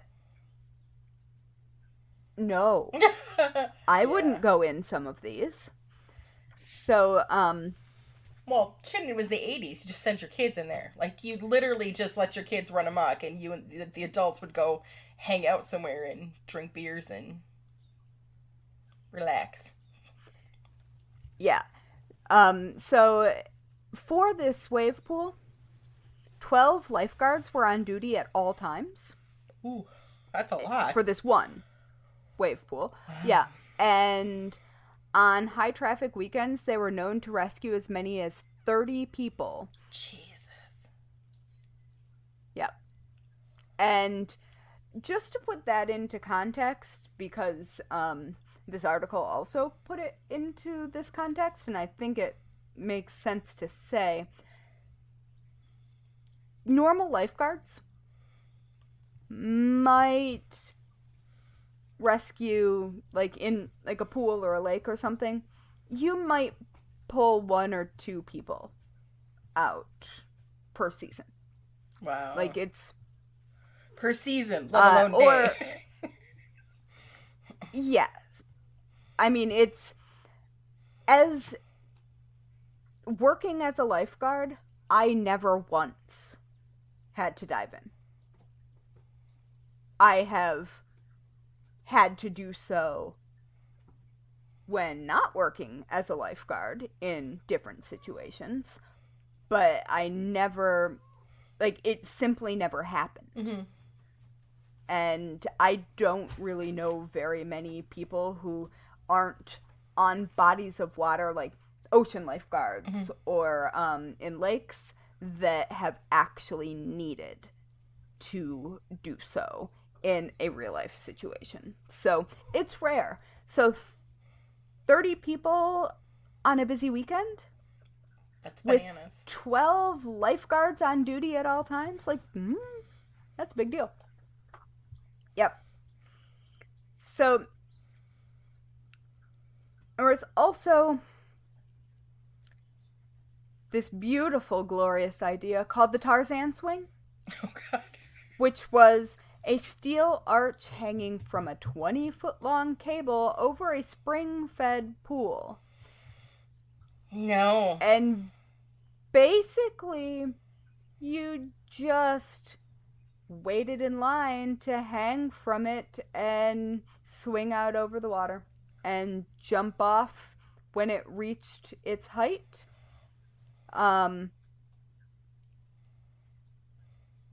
But it was up to you to know when to jump. Nope.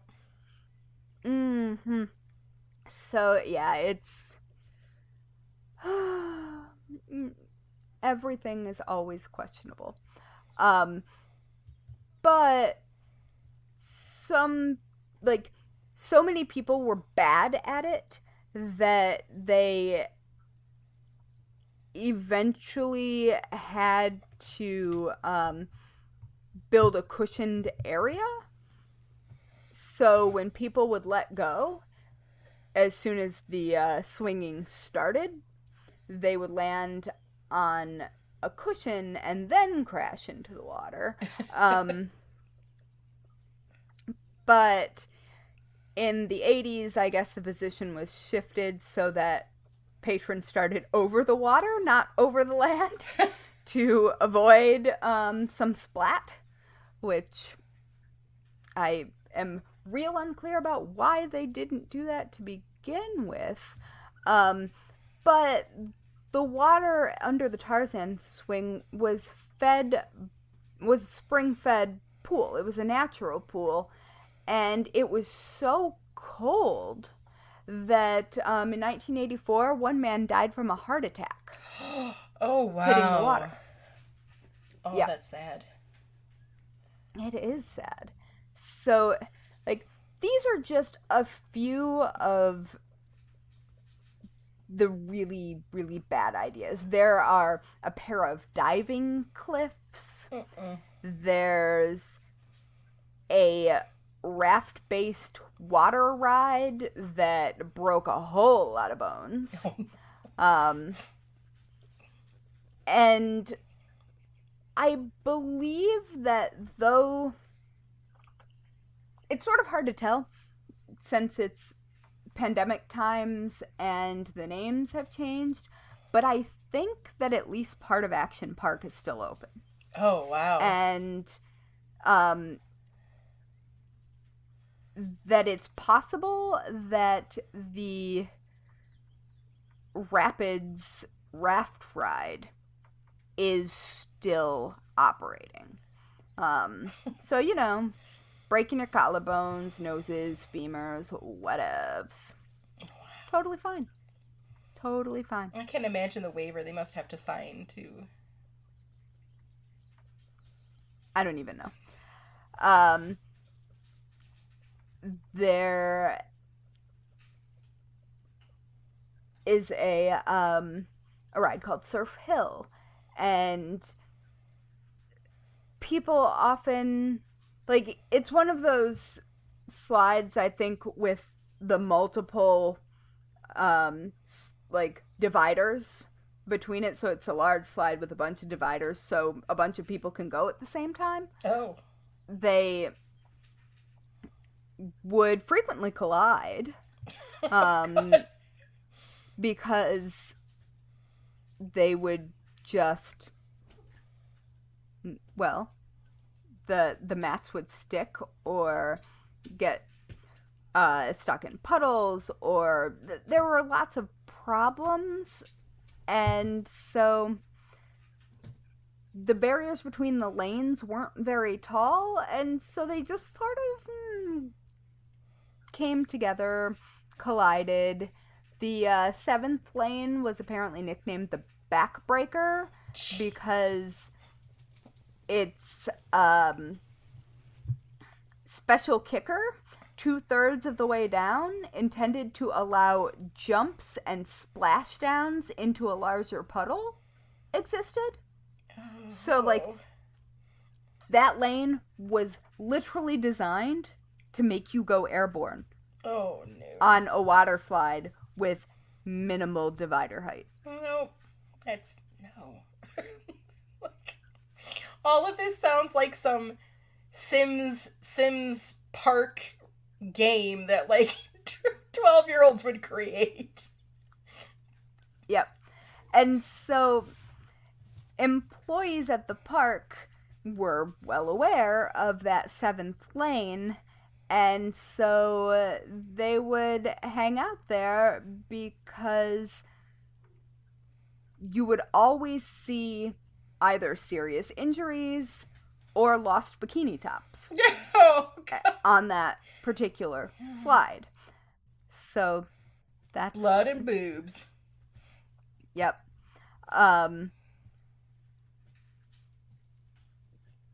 when Mountain Creek was the name of the place, that was one of the names that it changed to in its grand reopenings and rebrandings.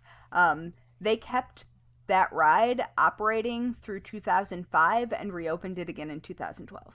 Wow. I mean, Jesus. Yep. I'm just floored. There were diving cliffs. No. Mm-mm. That's not a... No. There's nothing about that says good idea to me. No.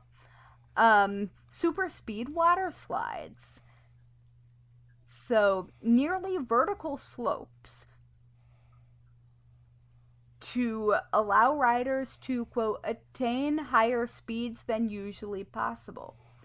So, this was one of those ones that you went down just your body, but you had to have everything all crossed together, so you wouldn't get it stuck anywhere, so you would stay straight.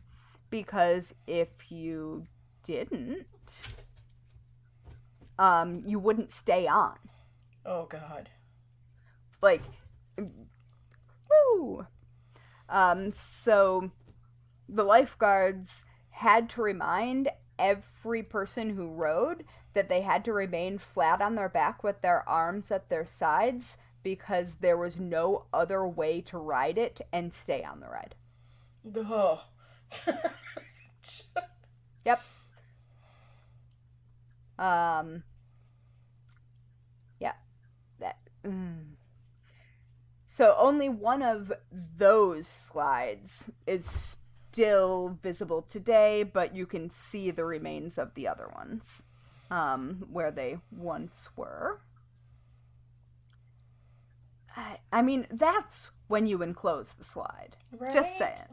Not for the cannonball one. I mean, I guess if you're going to have a cannonball one, it should probably be enclosed. But, don't do that. That's really dumb. Seriously. And I say that as someone who has absolutely ridden one of those. It's a bad idea. Very bad idea. Terrifying. All right, so there was a sort of lazy river type ride that was mostly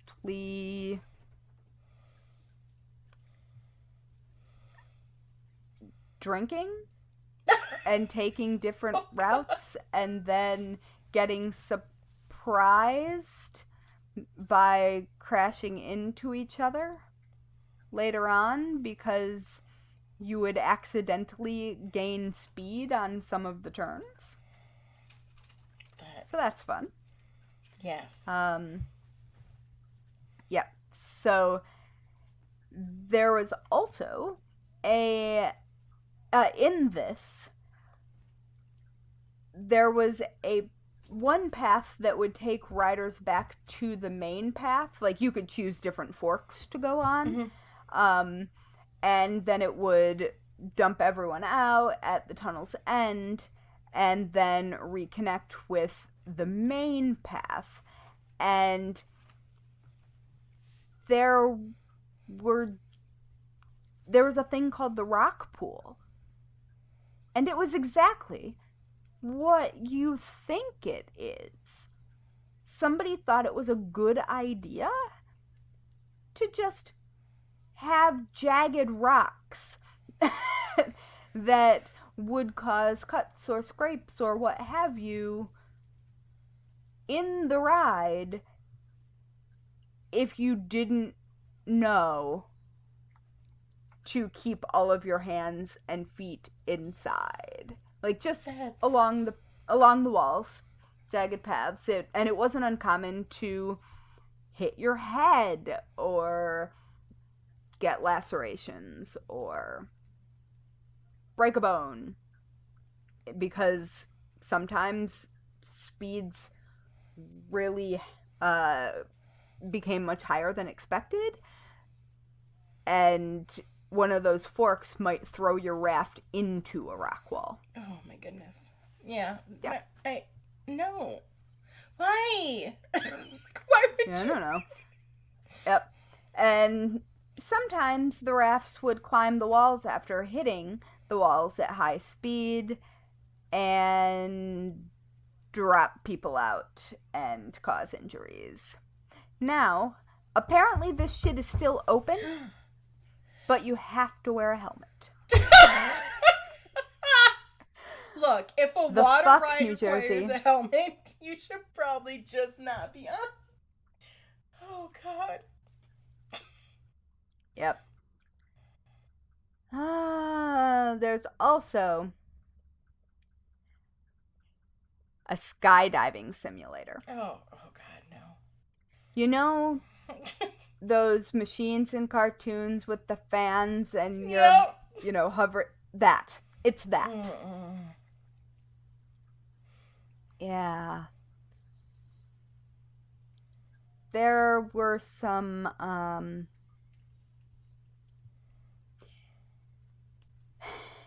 dislocations, severe injuries, and near permanent paralysis from that. That sounds pretty accurate. So yeah. The ride designers themselves did not have training in physics or engineering. They just built rides, not knowing how they would work, and then let people ride them. Well, That seems to be the approach. And I think they're right. Like, a lot of times people are just trying to throw someone under the bus. Mhm. But no, I really think that is exactly how this It's happened. what it seems like, because most normal people would look at it and be like, that's not maybe how that's supposed to look. Right. And so, most of the people, like I said earlier, who worked there were teenagers. And the security director of the park said that he first got the job when he was 21 after having worked at the park for 2 years. Oh my God. Because it's a great idea. Yeah, there are sessions that all of the employees would have to go through to practice the rescue of drowning victims, but instead the new hires had to play the drowning victim, generally speaking, and it was basically hazing. That's because Um, that's what they need there. Oh my God. yeah. And instead of being trained, they were often just abandoned in the water to let them get out themselves, Oh, because that's fun. yeah. Almost everyone was underage. Definitely nobody was well trained, and there was almost always booze present and available, and the park didn't really try to enforce any rules or alcohol limits Oof. or safety requirements that they might have had. There were technically height and weight based restrictions, but they were generally speaking ignored because everyone was a drunk child. Oh my God. Jeez. Yeah.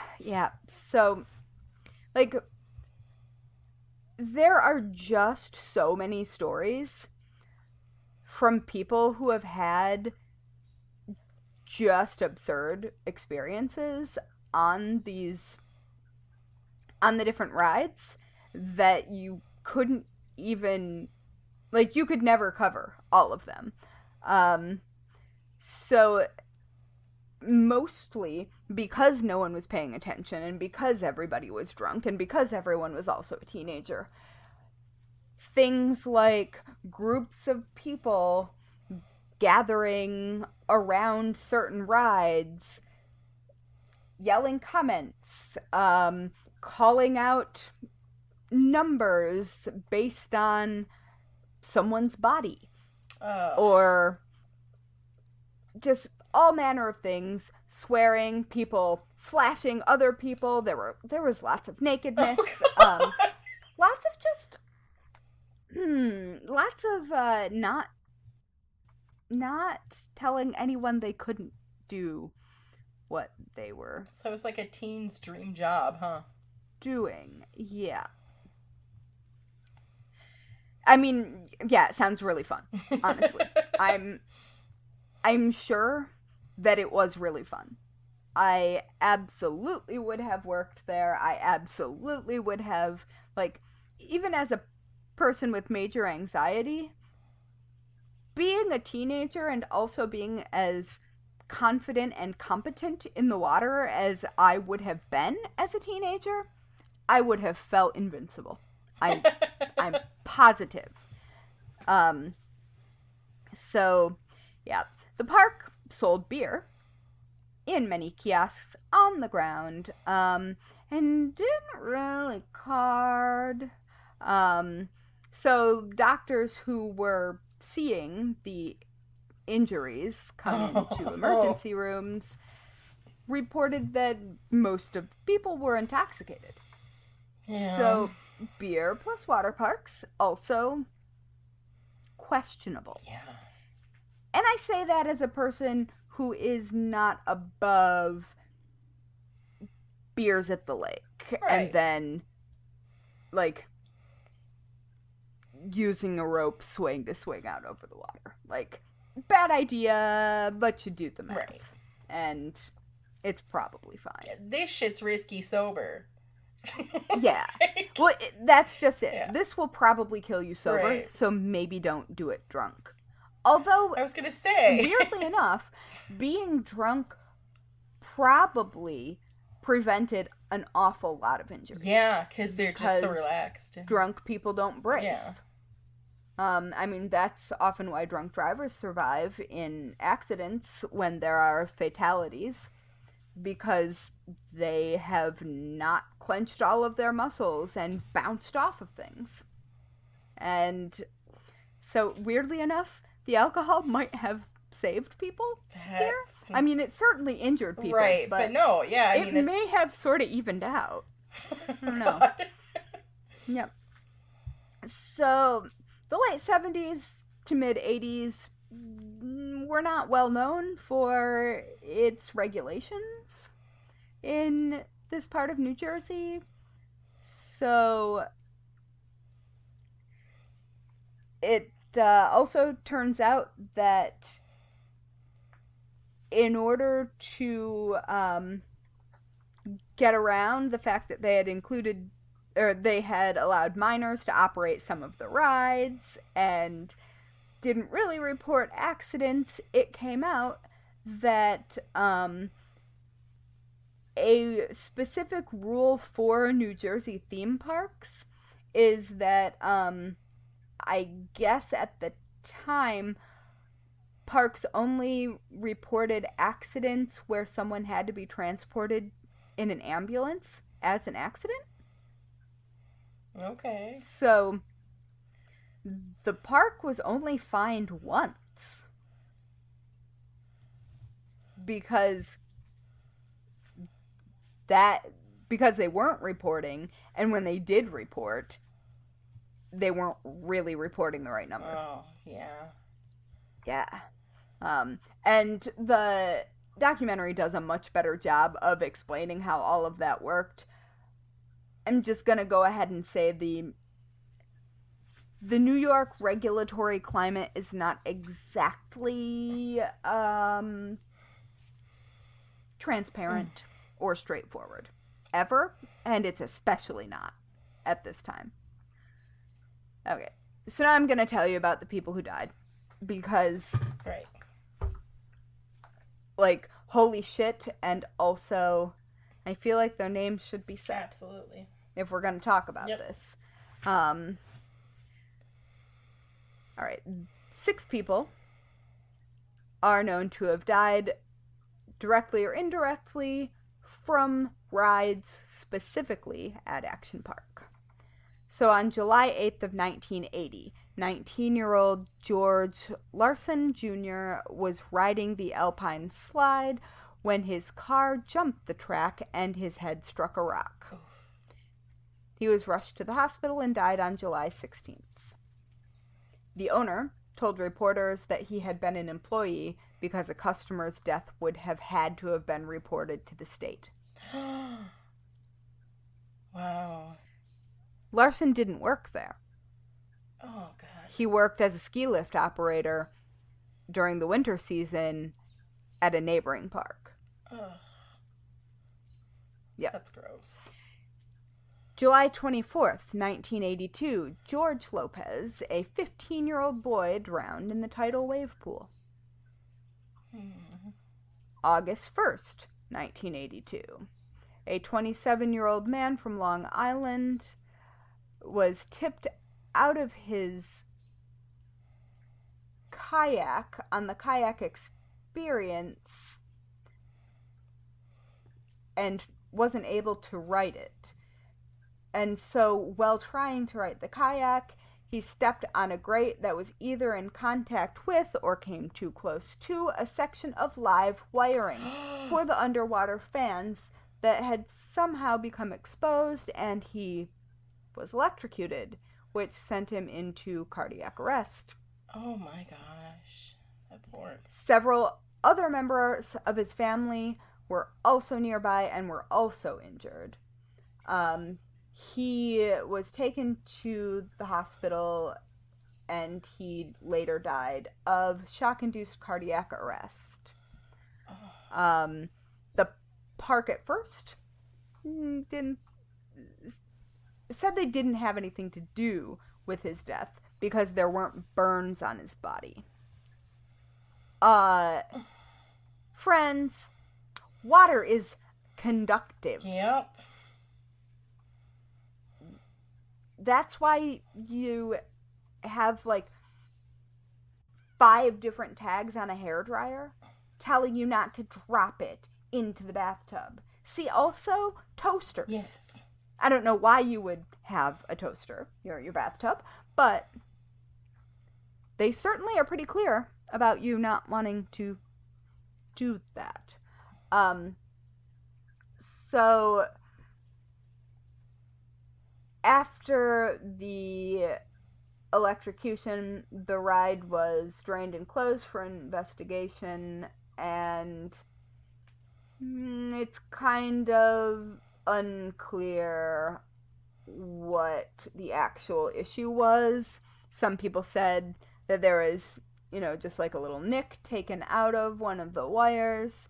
Some people said it was closer to 8 inches of exposed wire. I'm going with that one because that seems par for the course for these people. Yep. However, the state's labor department found that the fan was properly installed and maintained and that no violations of safety laws or amusement ride regulations had occurred. So they wrote him a check. It's New Jersey. Yeah. Yeah, so, a name was not provided for the 27-year-old man. We could probably find it, but I'm not going to look for it. Makes sense. Because if it isn't readily available, I feel like that's probably because the family doesn't want it to be. That makes sense, yeah. Yep, so in 1984, on an unknown date, sometime in 1984, Oh my gosh. a fatal heart attack was suffered by a visitor who used the Tarzan swing and is thought to have been triggered by shock from the natural spring being so cold. The water in that area was only 50 to 60 degrees. Oof. The other areas, for comparison, were 70 to 80. Oh, wow. Yeah. I mean, just think about being out in the rain when it's 50 degrees Ugh. and how bone-chilling that is. It is. Like, there we go. So the Tarzan swing and the cannonball ride were both operated by the spring water. Because the looping and teeth loss wasn't enough. You had to be really cold. Yes. While you were doing it. You know, it was them providing numbing. Oh my gosh. Maybe that's why people didn't notice their teeth were embedded in the wall. Yeah. On August 27th, 1984, Donald DePass, a 20-year-old from Brooklyn, drowned in the tidal wave pool. And on July 19th, 18-year-old Gregory Grandchamps drowned in the tidal wave pool. Wow. All males. So, I assume, I guess, that the heart attack was a man because it's more common. Yeah. But, everyone else, I believe, is confirmed to have been a man who died. That's interesting. Which, I mean, kind of makes sense, given it is a risk-taking situation, and most of these, men or boys were still adolescents, and they were definitely not, their frontal lobes weren't fully formed. Yep. And risk-taking is a very, very real thing that happens in that particular demographic at a higher rate than it does for the general population. Also, they were drunk. And I'm not saying the people who died were drunk. I have no idea. So I'm not disparaging them at all. But largely the people who were doing stupid things seems to have been drunk. Although the people who did die don't seem to have been doing anything wrong. Right. Like, none of them seem to be doing anything suspicious or anything that they shouldn't have been doing. Right. It's not like they were trying to ride a ride standing up or, Yeah. It seems to have all been an accident on their part. So, anyway, that is Action Park, and it's kind of abandoned and kind of not.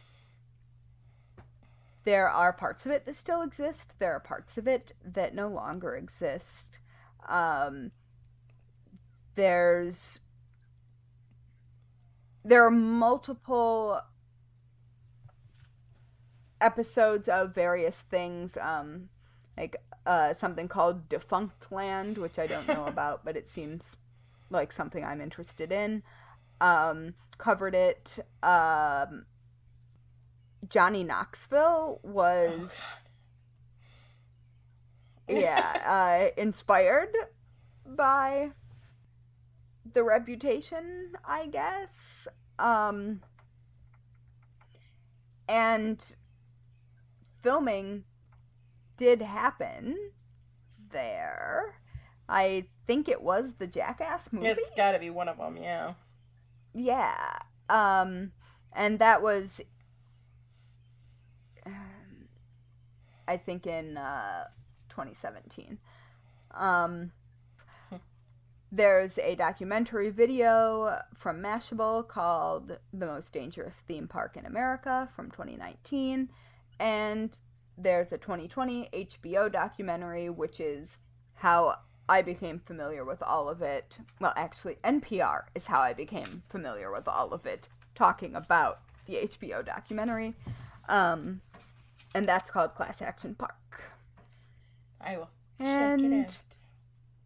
Yeah, so I'm not sure if it shall rise again. I think it post-pandemic. Should not. I think it should just not. Yeah. It definitely technically still exists in some way. Boy. But it also very much does not exist in many ways. And you can see the footprint left behind by the things that injured enough people. So, apparently in New Jersey, generally speaking, ignored unless it takes out several people. So, that is Action Park. It's kind of wild. It's also, like, if you watch the documentary, it looks like everybody's having a fucking amazing time. So, like, we all did dumb things when we were teenagers, and they're not wrong that given the volume of people going through that place, like, it's amazing that there are only 6 confirmed related deaths. I mean, the clusterfuck of just components there between the no engineer background design shit, teenagers, alcohol, like all of that together. Yeah, it's very fortunate that it's a lot. Only 6. And it's asking for trouble.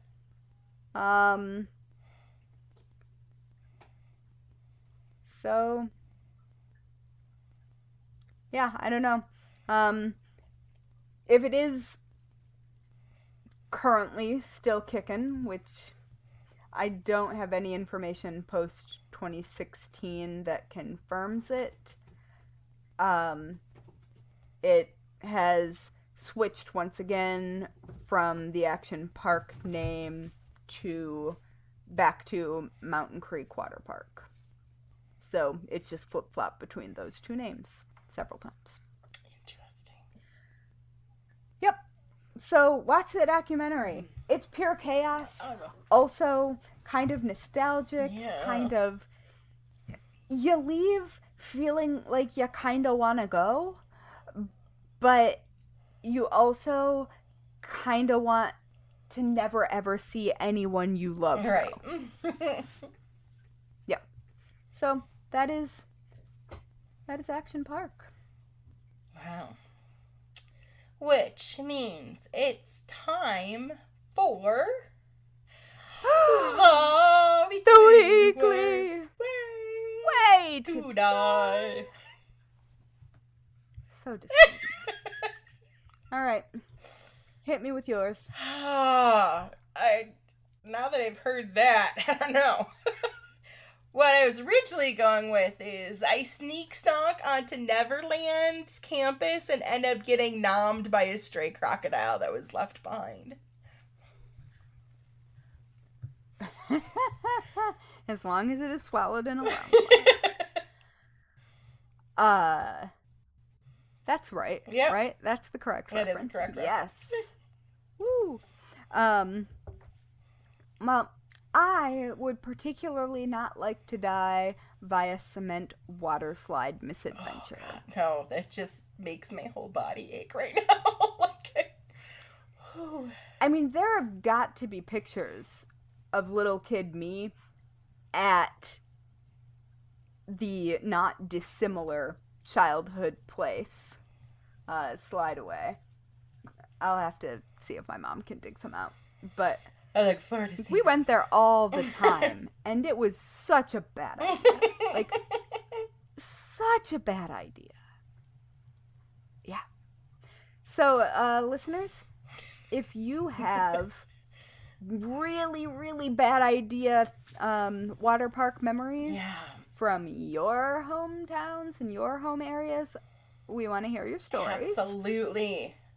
Please. And if you went to Action Park, yes, we need to know. Tell us everything. All of the things. Like, I want to know what you had for lunch. I want to know what your swimsuit looked like. Everything. And if you happen to work there, oh, yes. we want to know all of the dirt. We don't even need to tell anyone. We just want to Yes. know. We want to hear it. Absolutely. And Yeah. do you want to be spooky internet friends? No! Sigh. Okay, yes. Yay. We are Bones and Bobbins on all of the social medias. Instagram, Facebook, Twitter, you name it. Bones and Bobbins is us. Or you could just scoot on over to bonesandbobbins.com and you'll find all of our stuff there. It's true.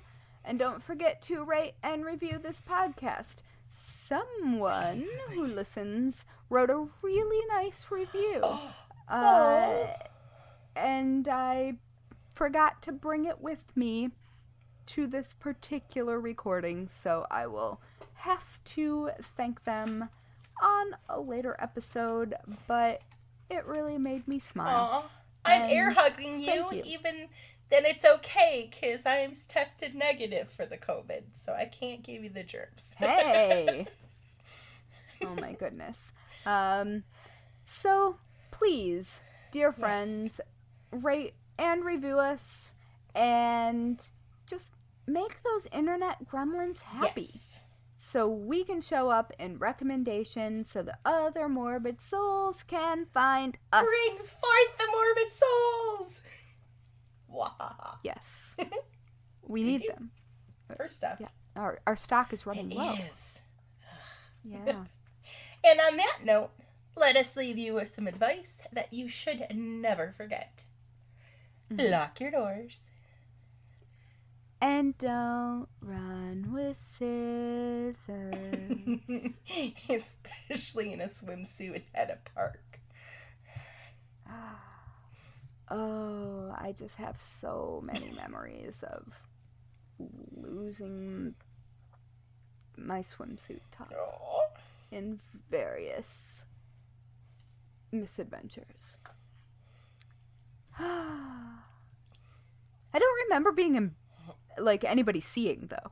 So I guess it didn't matter. It all worked out. Anyway. Yeah. Well, we will talk to you next time, Yes. listeners. We adore We do. you. Have an excellent week. Bye. Each episode of the Bones and Bobbins podcast is written and researched by Haley Pierson-Cox and Natalie Hoyce. Our music was composed by Loyalty Freak Music. You can find us on Instagram, Twitter, and Facebook at Bones and Bobbins. Subscribe now on Apple Podcasts, follow us on Spotify, or check us out wherever you listen to your favorite podcasts so you won't miss a minute of our strange and creepy content.